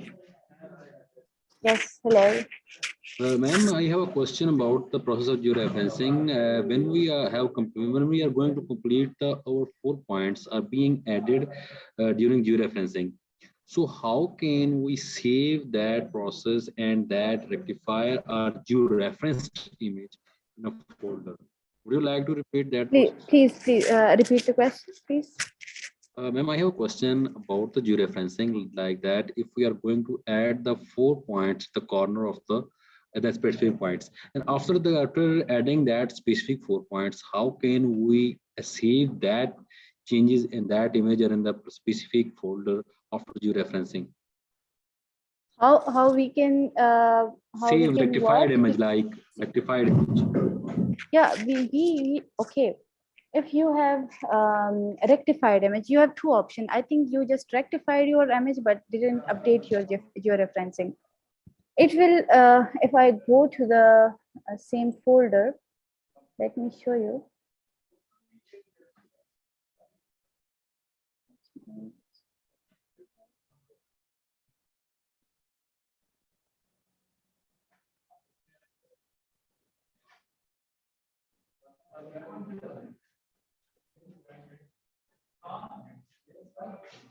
Okay, this one. So now, Yes, if we see the thing that is kp.ggwx and yes, jpox, right? yes, Now this one is your reference image. So you cannot see that image in your window viewer. It's readable. okay, It's just a readable format in ArcGIS. But when you rectify your image, if you encounter this thing like viewing the rectified image in your yes, window viewer, it will yes. completely black, right? Okay, I understand, but it is not saving in my computer. Like if I am going to save the rectified image in a specific folder, but it's asking me to give the specific name or like that, or connect the folder. Yeah, When I'm going to connect the folder, yes, okay. if I'm going to connect the folder at the specific GIS training folder, but it's again asking me some name, and if I am giving some name and it's again showing me that this name is not supporting the folder. Okay, you do not, I think you have to only select that folder. You do not have the option to give a name to the new map. Okay. I think they are asking about the folder name, right? Sure. Yes, ma'am. Just click on this folder. Do not go inside in this folder. I don't know. I can't even. I'm just guessing what you are facing there. I'm just guessing that you are just clicking the folder and giving the name over there. Just click that folder that you are gonna save this image or then that georeference image or that in that folder. So make a new folder and just click the name, right? Sure. Okay. If you are going for rectification, if you want to see some you can view your rectify image in your window viewer, but if you put your pixels number, that like it will also it have one option that is pixel number, so you must give it a 0 pixel number. That will, so that after that you can view your that rectified image in your window viewer. There is cell size and like that, no data number. Cell size 0 should be 0. Yeah, it's if you want to see it in a window viewer, so it should be a 0. That's no data value, it be 0. Because if give a number of cell size up 256, then we can say that we have the gray color scale up to 256. So so everything will be black. If you put the cell size with no data, if there is no data value, make it 0. So we don't need this no data value. So you can then you can resample type. There are 3 options like nearest neighbor, bilinear. Only you can, yes, only you can do make it leave everything by default, but you have to only to make the cell size or no data values. I guess something like that. So you can just give it a 0 number. Okay, ma'am. If I go and put as it is usual, but again then fail to save the raster data set. What does this means? I'm not hearing properly. Fail to save raster data set.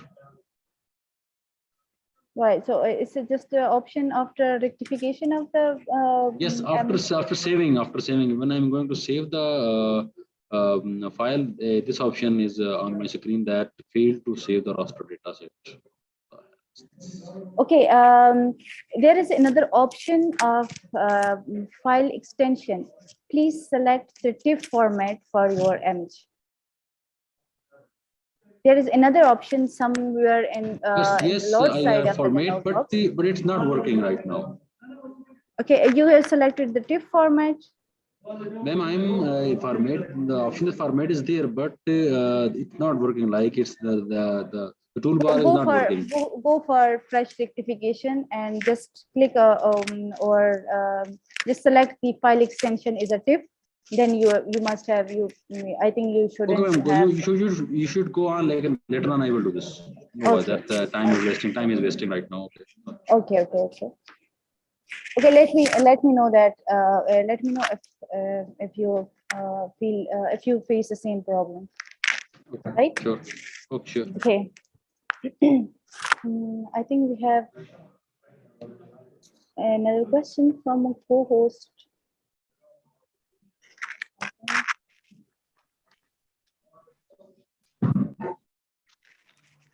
Assalamu alaikum. My concern is, like the steps, there are a lot of steps, and we cannot memorize right now, and we cannot even follow up. Some of us, we don't have personal computers right now. So my request is, could you please have a summary of those steps for just the future use?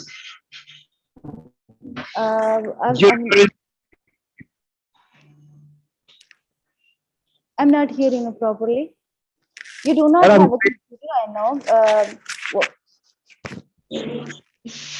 Ma'am. Yes. What I'm saying is that has got a lot of steps. So we don't have personal computers to follow up right now.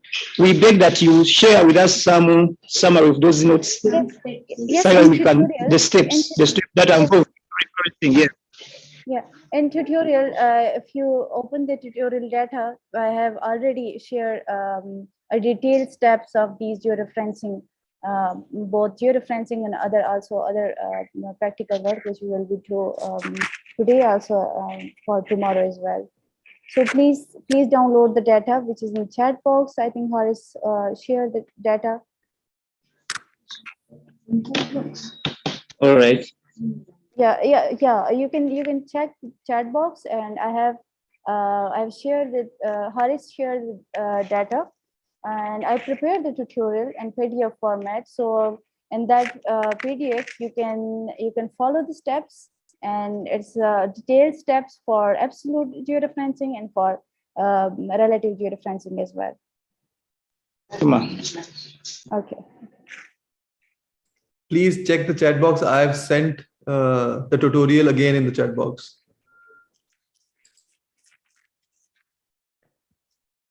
Okay, so now talking about the relative georeferencing, it's image to map georeferencing, right? So in this image to map georeferencing, what we do that we took the control points on ungeoref image. So first I have to check this box or this layer, at which layer is selected and which layer is chosen for georeferencing. So by default, we have a KP JPG or KP layer for georeferencing, but I need to georeference a KP ungeoref map, which do not contain any grids over here, right? So I will click this tab and drop down box, and I will select KP ungeoref map, right? So the georeferencing will be stored for that specific layer, that is KP ungeoref map. Now I have to, I will take this same tool, that is add control point. So I will take some control points over here. Control points are must be take care for the control points. That is, you just take the control points on the image, the same points. You must have to select the same points or the georeferenced map or image, right? So if I select this one, let me select this thing, this corner, right? Let me right click over here, zoom to layer. Now if I zoom it over here, right? So one link is being created between the image and the ungeographed image and a map, right? Let me show you zoom to layer. So this is one control point is being added to the ungeographed map. Another control point, if I see that corner over here in this image, so click over here. This is the second control point. Now I have to go to the cap layer, right click over here and zoom to layer, right? Zoom it over here and then click. Okay, let me zoom it out, zoom to layer, right? So if we can see that some of the, by adding two control points, we have some of the boundaries are like linking with the georeferenced image. Let's take another one.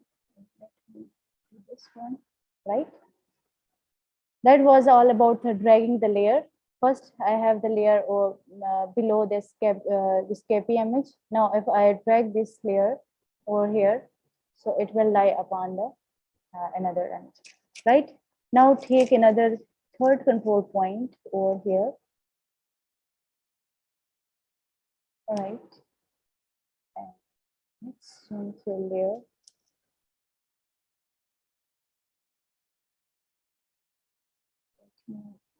So that's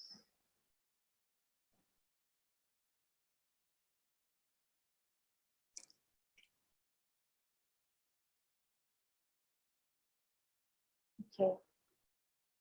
So these are three control points. We have added three control points. If we add another control point over here, let's do for add control point. This one.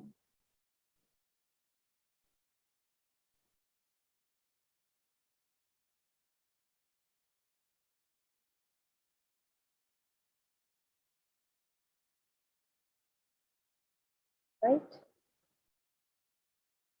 So now we can see that the ungeographed image is exactly lying over the boundary of the georeferenced image. But how much it is accurate? So we will use another toolbar, that is effect toolbar, which is here. This is the effect toolbar.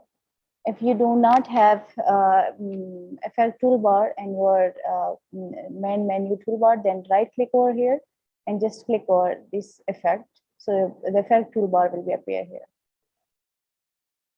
here. Right. So in effect toolbar, we will click like in same is georeferencing toolbar. We have a drop down menu in this effect layer as well.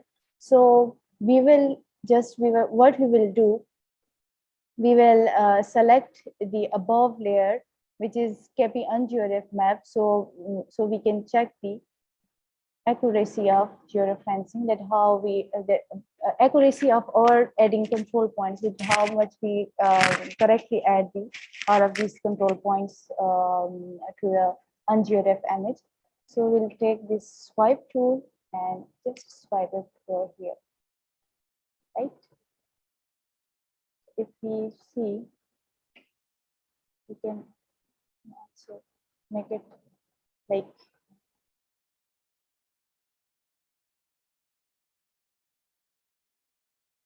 we can see that like over here you can see the georeferencing points are the linkages between the ungeographed map and geographed map, that is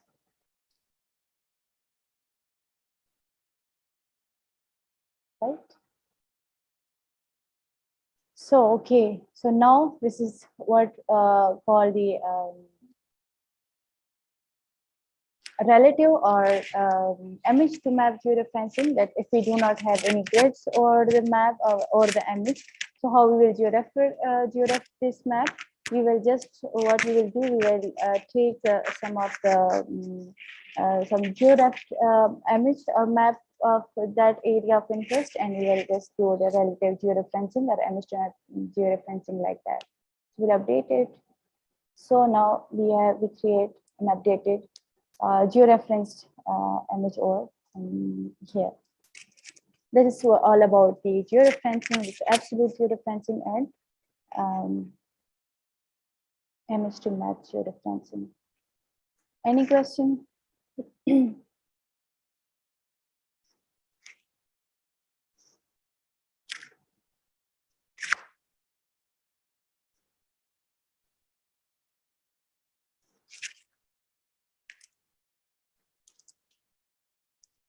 If we don't have any questions, then we will move forward for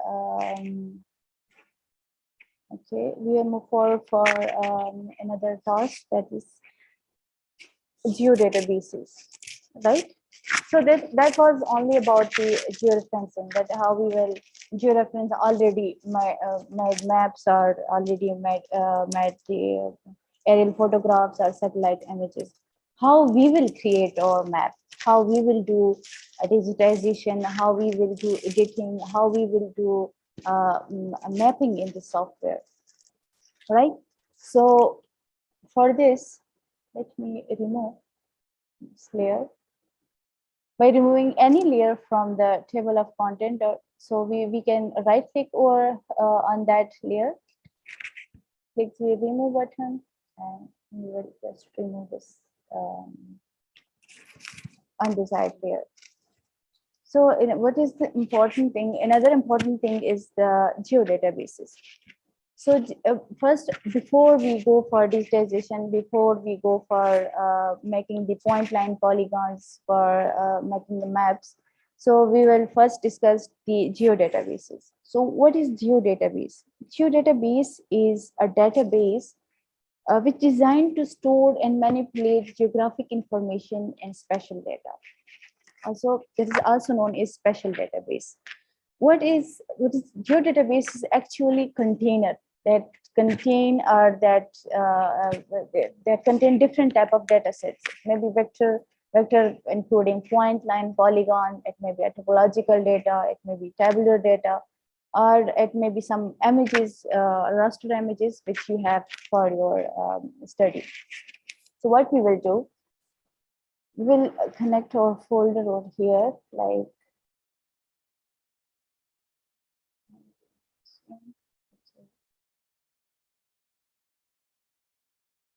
you can select it from drop down menu as well. We'll create a new geodatabase. Okay, we have three types of geodatabases. One is personal geodatabase, one is file geodatabase, another is enterprise geodatabase. Personal geodatabase, most of the difference is about the user involvement, and also the space of the database. These are different. On the basis of that, we have three types of geodatabase. Its personal one have 2 GB space, right?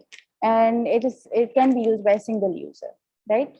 And file geodatabase have 1 terabyte space, and we can maximize the space of the file geodatabase up to our requirements.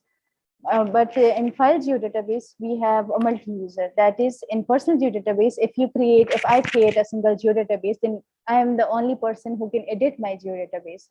But if someone other want to access my geodatabase, they will never access my geodatabase, and they will never edit my geodatabase. So this is all about personal geodatabase. If we have a file geodatabase, then we have a multi-user for it, and we can, and any that is a multi users can edit this geodatabase. Mostly the organization which have a lot of data are using the file geodatabase. Another is enterprise geodatabase, which is used in oracles or something like that by organizations, and it has unlimited space. It's an enterprise one, and also it has a multi users. Now, if we're starting start from the personal geodatabase. So if I want to create a new folder in this I extension, an I partition, so I will right click on it, new folder. This I can make it for practice online, right? I have made the folder practice online, right? Now I right click on this in this folder, go to the new. Now we have file geodatabase and personal geodatabase, right? In file geodatabase, first let's go for personal geodatabase, because we don't need any file geodatabase for in huge processing. So we go for personal geodatabase. Now from here we can rename it.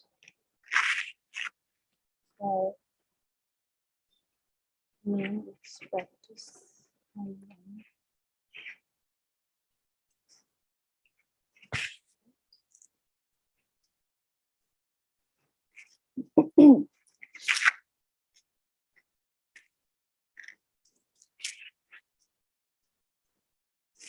Okay.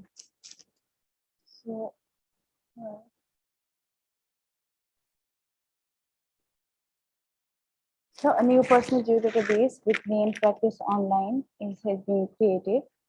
Now, the main purpose of this geodatabase was to move forward for editing or digitization.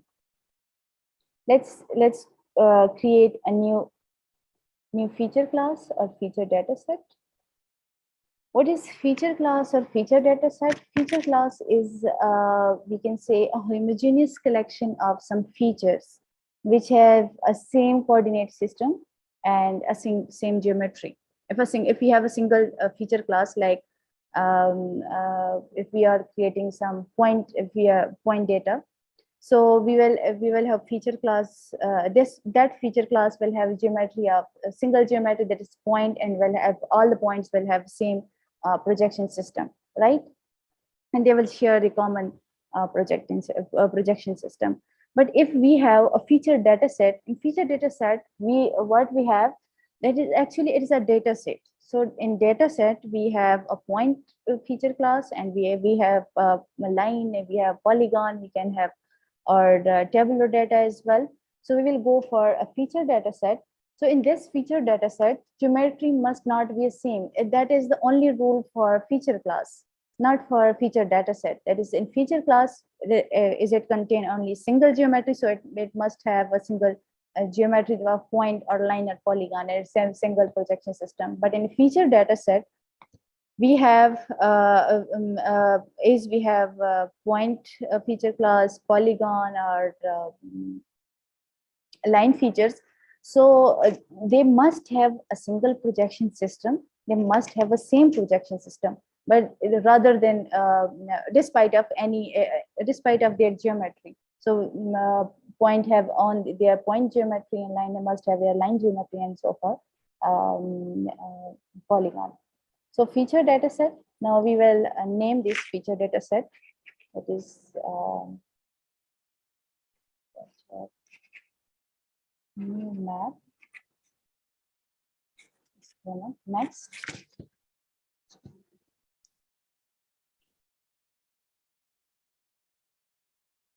Geographic coordinate system. WJS 1984. So this projection system will be followed by all of the features or feature class inside this feature data set. Go for next. Maybe the same. Finish it. Right now we have a feature data set, the name of new map. So this is a single geodatabase, also contain a number of also may contain a number of data sets. That's one is new map, another you can have another feature data set which have their own point line polygon, and another data sets and raster images and so on. So right click on this, go for new, and now we can create a one by one feature class in this feature data set, right? So we right click on this feature data set, new, and go to new feature class. So we will create one by one feature classes in that feature data set. If you have a question, if you have any question, please ask here, so I will move forward then.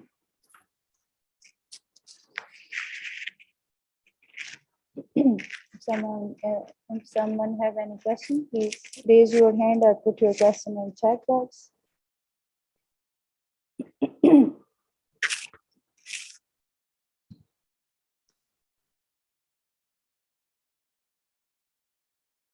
Okay, Abrar Hussain.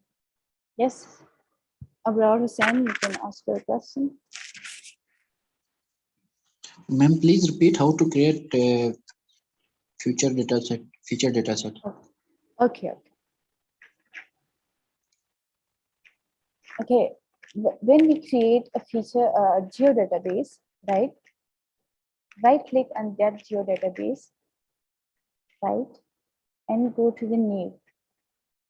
In new, we have a lot of options, and we have option of feature class and feature dataset. If we are creating a single feature class, like if we have a data on, if we are creating only polygons, right? So I will prefer to go for a single feature class. But if I have a lot of data sets which contain which contain lines and polygons as well. So what I will do, I will prefer to make a feature data set so that my data should not scattered in somewhere in geodatabase documents, but it will be in a single feature data set. It will be in a same folder in the same data sets, right? What are the benefits of feature data set? I will also show it to you in these benefits in while we will digitizing, we will editing these data sets or creating these shape files, right? Feature data sets. Click on that feature data set. Let me create another feature, like for practice map. Next. Now as I said earlier, that all of these data sets which are in feature data set must have a single coordinate system. That's why we have only option of coordinate system here, nothing more than that. We don't, that no geometry is appearing, no geometrical option is appearing here in this dialog box of creating feature data sets, because we may have different geometries in a single feature data set, but we must have a single projection system of that feature data set. So select the WGS 1984. Next. Make it same, because we don't want to import any other coordinate system.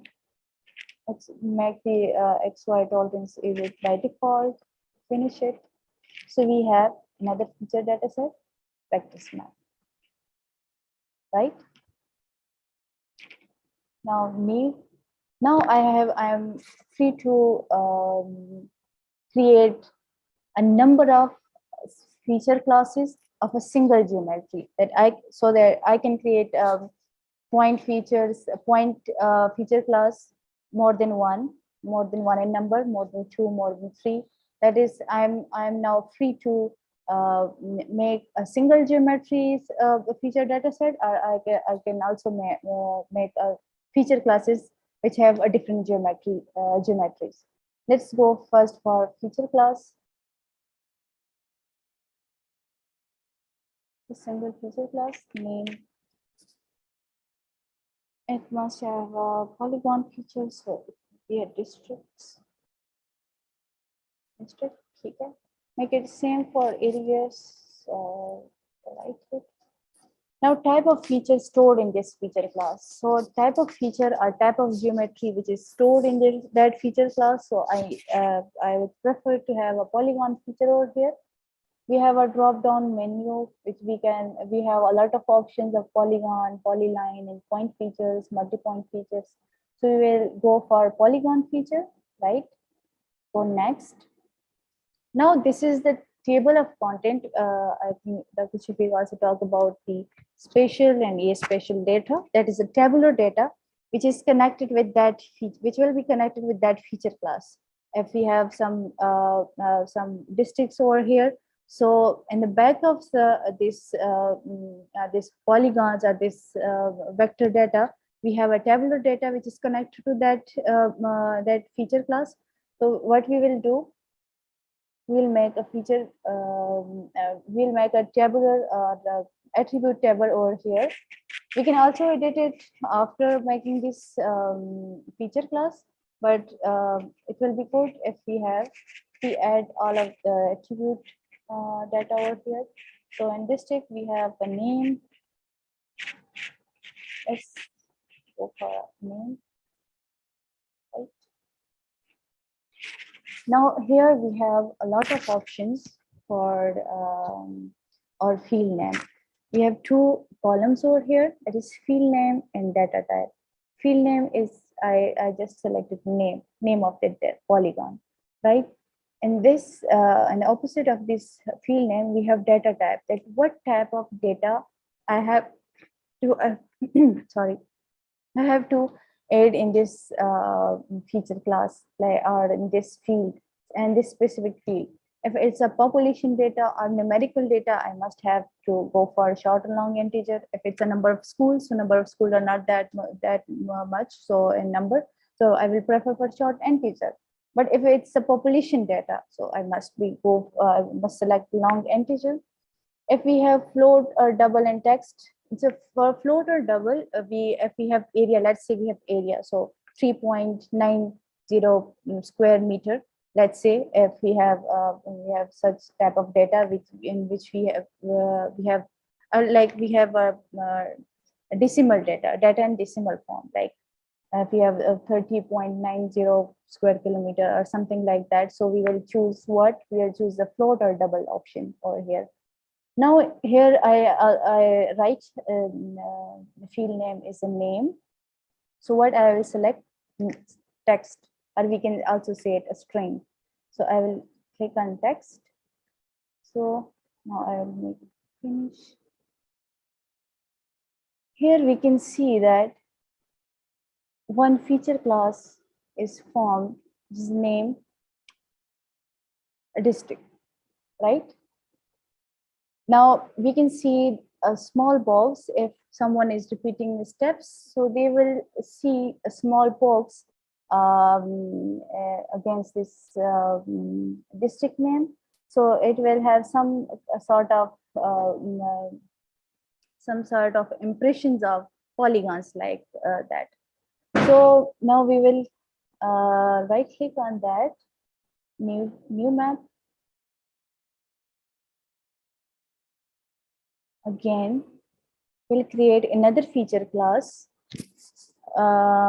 Now, if we want to make a polyline feature, so we will say rivers, right? Rivers, make it the name of area same. So now, for rivers, obviously, rivers are linear features, so we will go for linear geometry type, so line feature, right? We'll go for next. Here I can write our name, your text. Another, if let's say I'm going to write length of this river, right? Now, for length, I might select the short integer or maybe long integer, but I don't need it short and long integer. It might be in some point data, so or in some decimal figure. So it will be in let's see, float. So now we can see another feature class over here named river. Same is the case like polygon. We have a small impression of linear feature against the river name. We will go for another feature class like point. Will district name or schools. Let's say we are showing the school by a point feature. So I will click on point feature. Next, name of the school, and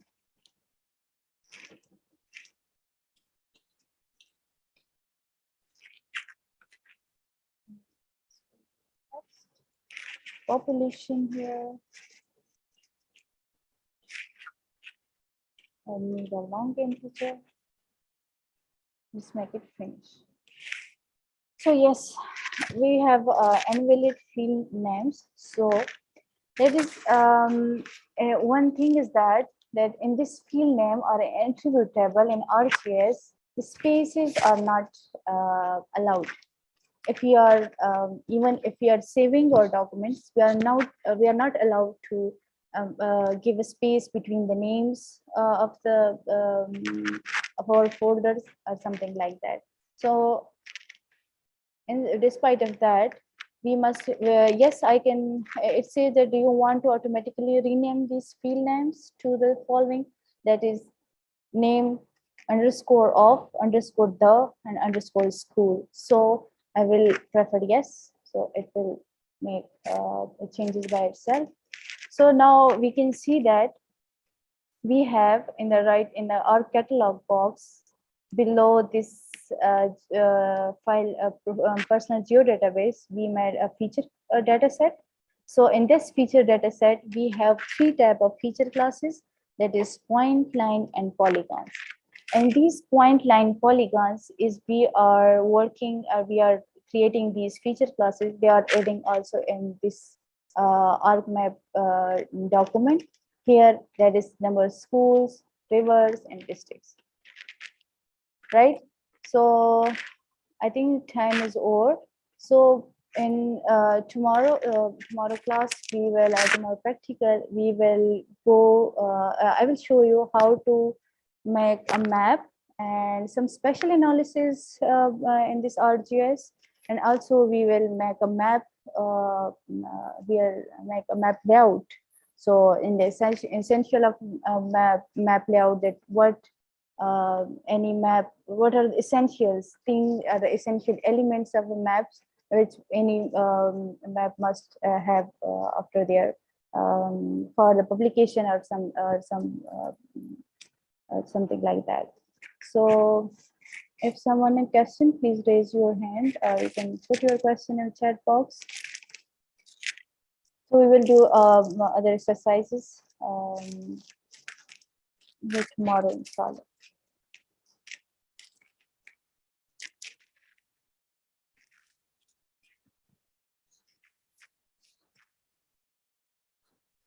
I also in the tutorial, I also give you the a task of tomorrow's class, that is some special analysis, buffering, and some other clipping of this, or creating new shape files.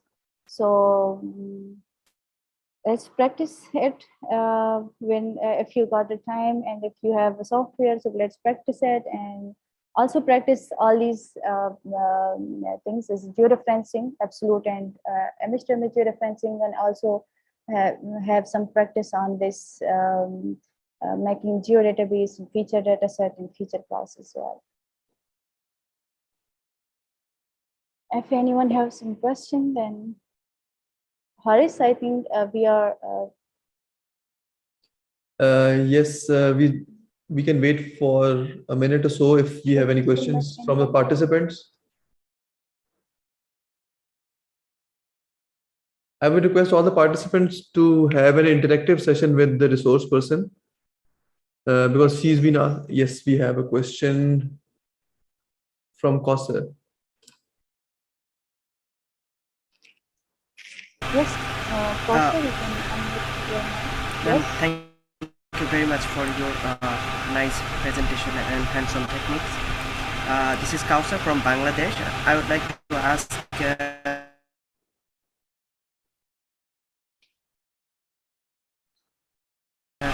that from it any kinds of file or georeference file to particular email or something where else as assignment. I'm not hearing you properly. Can you adjust your mic please and ask your question again? Can you hear me now? Yeah, Hello? I can hear you. Yes, Yeah, yes, I can hear you. Ma'am, I want to know that should we have to submit assignment or should we already practice georeferencing process in ArcGIS, so should we need to submit this file or georeference file to your organization or to particular email, or just we practice by ourselves? Yeah. I would like to appreciate all of the participants if they are they want to submit an assignment of georeferencing or even creating geodatabases assignments. But it will show how much you learned from the class. So yeah, if someone wants to submit that assignment, so they can. Otherwise, you can all of you can practice. Your computers or some questions, and you can ask by tomorrow. Okay, ma'am. Okay. Thank you very much.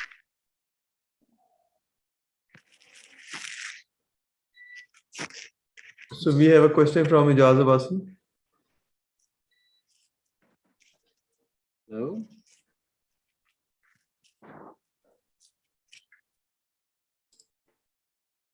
Hello.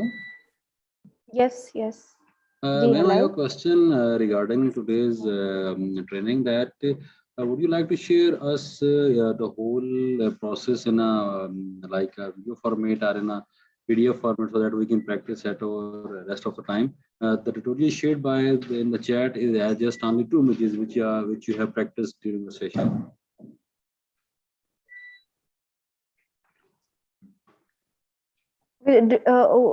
What about the tutorial? Sorry, I didn't hear you properly.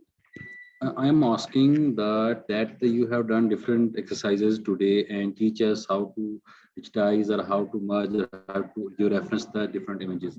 So during this period of time, it's quite hard to pick each and every step with your speed. So should you like to share with us the in PDF format, the whole process in a PDF format or in other format through email, so that we can practice at our rest of the time for proper learning and for proper learning and sensing? Yes, Haris, I can. I think I can respond to that. I can respond to that. All the video and the lecture today was recorded for YouTube. You can go to the YouTube channel of Comstech, and this video is uploaded on the Comstech channel on YouTube. Okay, sir. Thank you. Thank you very much.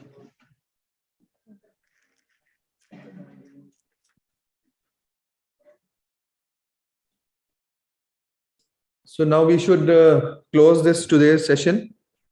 And I thank our resource person, Ms. Benazir, for the training session and all the participants from different Islamic countries.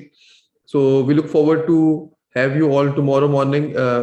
In fact, it would be noon in Pakistan, and we have some participants from different time zones. So we hope to see you tomorrow. Thank you, everyone. Thank you very much. Thank you. Allah Hafiz.